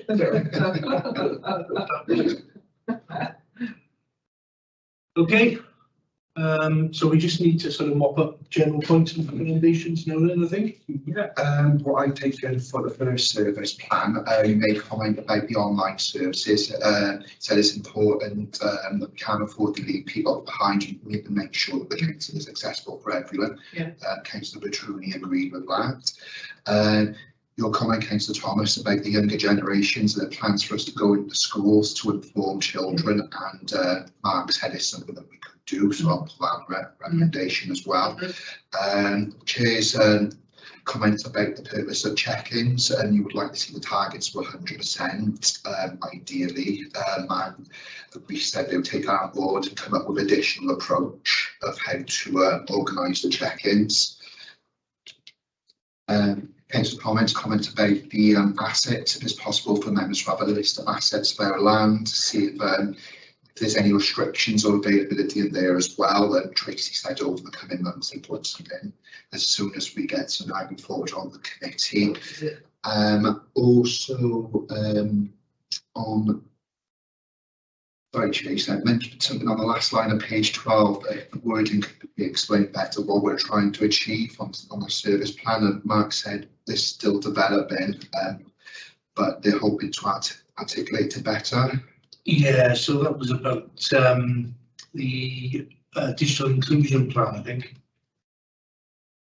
Just project group, I think, was it? Yeah, it was a digital strategy development, and I think what he essentially said is they haven't actually got a digital strategy, and it was just about to be sort of published, so they have a look at the sort of rewording what that looks like going forward. I think that was not the right word. It was all right, yes. Yeah. Thanks, Chris. Was there any additional comments, recommendations the committee would like to make in regards to that service plan? We took the law and standards. Oh, sorry, your policy and transformation, sorry, first.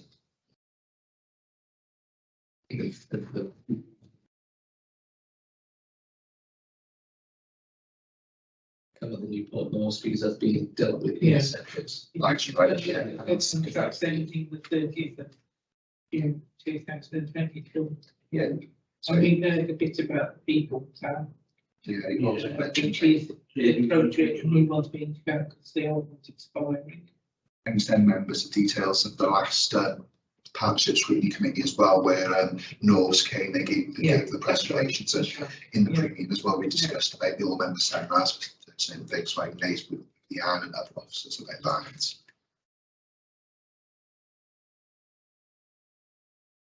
If you were happy with that service plan. Well, that was everything I can recall that was raised. I mean, I know there were questions about different things, but they were clarification. Yeah, the next, the law and standards was all quite brief, really, wasn't it? Yeah, to be honest, I didn't really pick anything from law and standards. No. Are you happy with what was, displayed within the service plan for that? I mean, I think a lot of it, because there seems to be more sort of statutory stuff in there, which is obligatory. I'd like to look at how the stage mentions about the coroners. There's 2 coroners from Newport City, 5 for the event police. Yeah. And there's a meeting being held shortly to actually sort of take control of the flight police. I think we want to have some feedback on that. Maybe. Yes. Because that's actually increasing the workload of the Newport City Council. It's going to take control of these 5 people. So we'd like to know how that is. Yeah. Not that quite expression, but no, it's interesting, isn't it? Because why would that be a good idea? What is missing from the service provided by the police? I would suspect that we've got the statutory duty to provide the service, so we've got a service manager, but then as part funded, we pay for 2 posts, they pay for 5. Those 5 aren't managed by the service manager. So I got the sense of, well, the manager can't manage the service properly because those people are doing what the hell they want. I think was the read between the lines. You know, geographic as well. Where are they based? Yeah, You know, there's an element to that as well. Yeah. You almost might be. To say something fine, we've got 2, why don't they manage it? 2. Yes, that's a fair point. So there's something of feedback on this. Yeah, no, I agree, Chris. Yeah. Because that was supposed to be, that was the service level agreement I'm looking for on that, wasn't it? Yeah. And there's quite a few finance one. Got thanks to Thomas, your comment about the mental health implications. You said it was reassuring that the people that want to come into the civic every day, if they want to, they can. Councillor Reynolds raised mental health issues as well, though I can't remember which, but at which point the people in transformation.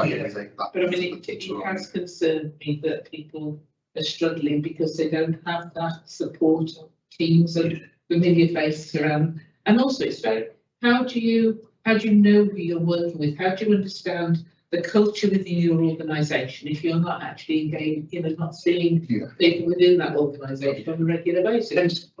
Yeah, check-ins. Yeah, I mean, what they say that people are missing out on, isn't it? Because what do they call it? The water machine. Yeah. Also got the comment on the page 58, the council tax on non-domestic rates. Mentioned the targets should be a bit higher, but Myrian advised that they do try to collect the maximum of all debt, which needs to hear about that. Page 45. Being suitably humanitarian about it, you know, considering the difficulties which people are in at the moment. They try to take a maximum flexibility, isn't it? Yeah. Compassion, that was the word. Compassion, yeah. Very much. Councillor Reese's question on page 45 about upgrading to a new financial, the cloud-based system. How do we know that the platform is safe and what safeguards are in place? I think it was Rob who said during the procurement process, SRS and the digital team, they would have thought they would have asked the questions to each supplier, but he would confirm that for definite. The call centre times, how we compare with other local authorities, are we doing a good benchmark? Myrian have come back with that information. About the climate change on item 10, the information about the deadline was given. Myrian said the direction of travel is in the right direction and happy to share that letter from Friends of the Earth.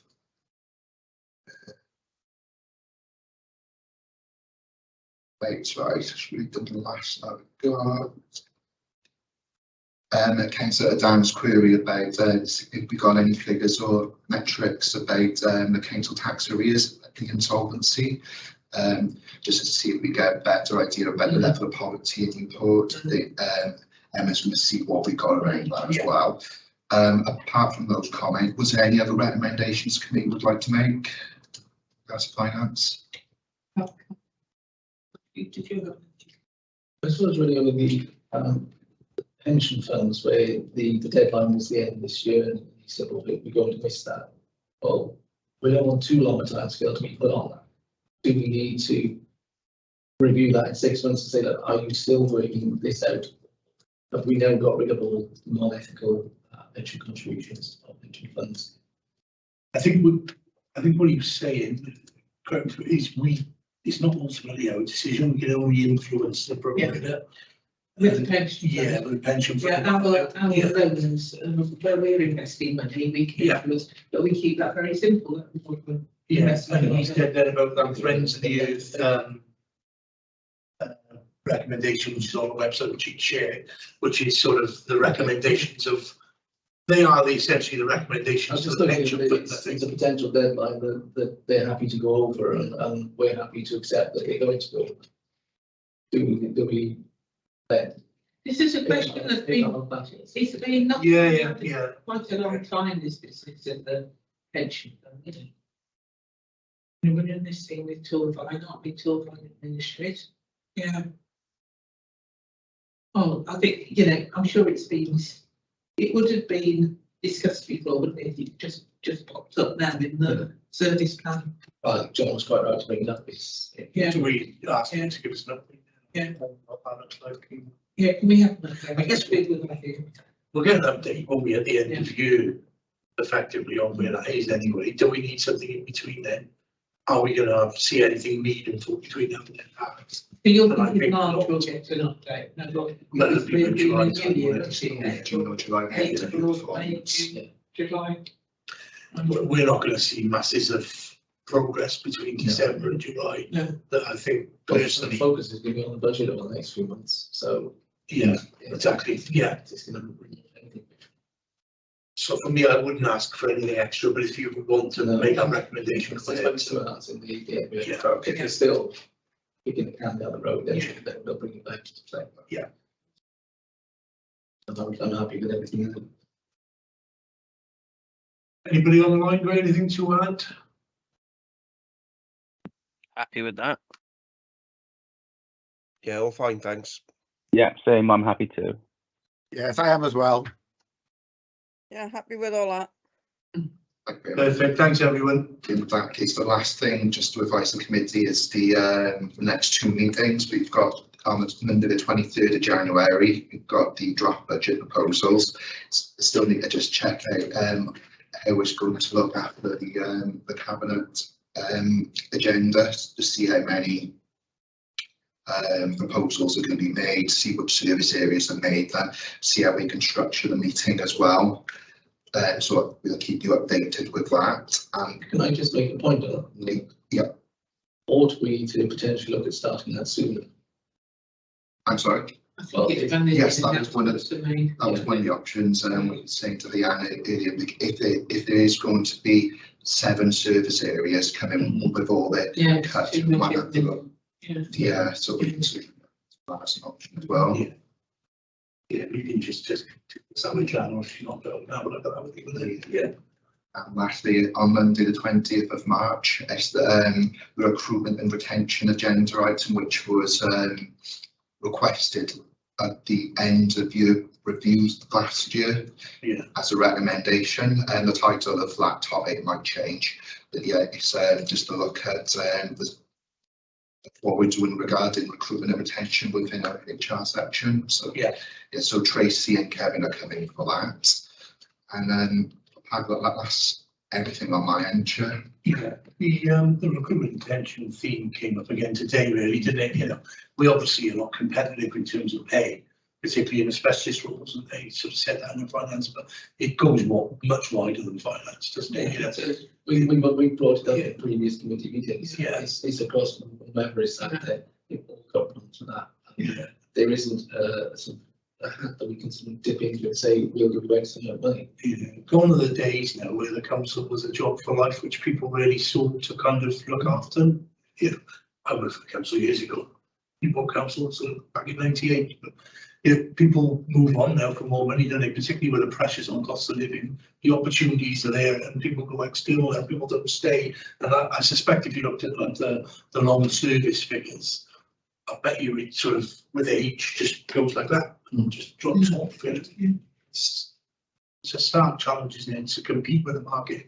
And when you've been trying to recruit an auditor for 4 years, exactly. You know, it's I remember this coming up before when I was not there. Let's see what they come back with. So that context, I think. So can we just confirm the dates of the next meeting, 23rd January? Yes.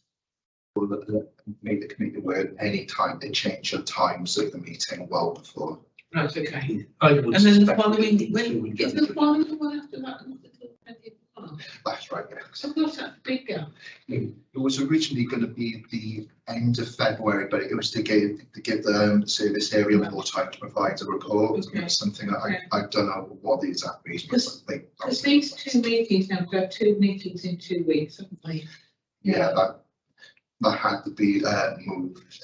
But normally it's a 2-week gap in between these. So yeah, it was very last minute thing. So I only apologise to the committee and thanks for your attendance during the 2 short, space meetings. I think that meeting in January is going to end up being 2 meetings if you're going to have all the serious hearings coming in. Only thing with that would be if the committee did want to do it that way, it would possibly need to be a week after a week one as well, because we need to give comments, recommendations ready for the overview and scrutiny management committee, literally at the end of that week. So they, Other than that, or it's one box done. That's the other option, yeah, is you just sort of. Yeah, coming out. Probably bring some refreshments in, yeah. Could we get a show of hands on what people would rather do, whether they'd rather do a one meeting, you know, which could potentially be sort of 5-6 hours, presumably, if you compare what these two were, or split over 2 meetings. If you could all raise a hand on that. At the risk of being really unpopular, I go. Oh, sorry, am I talking over somebody? No. Yeah, I was going to say at the risk of being really unpopular, but just on a personal level, I'd rather go for one long meeting, simply because well, my job and getting time off work. Yeah, so all those in favour of a one longer meeting, you want to raise your hands? Provided, you know, we can organise it properly so that, you know, we do have an opportunity to have a cup of tea and a leg stretch, and not just a comfort break, but a bit more in the middle.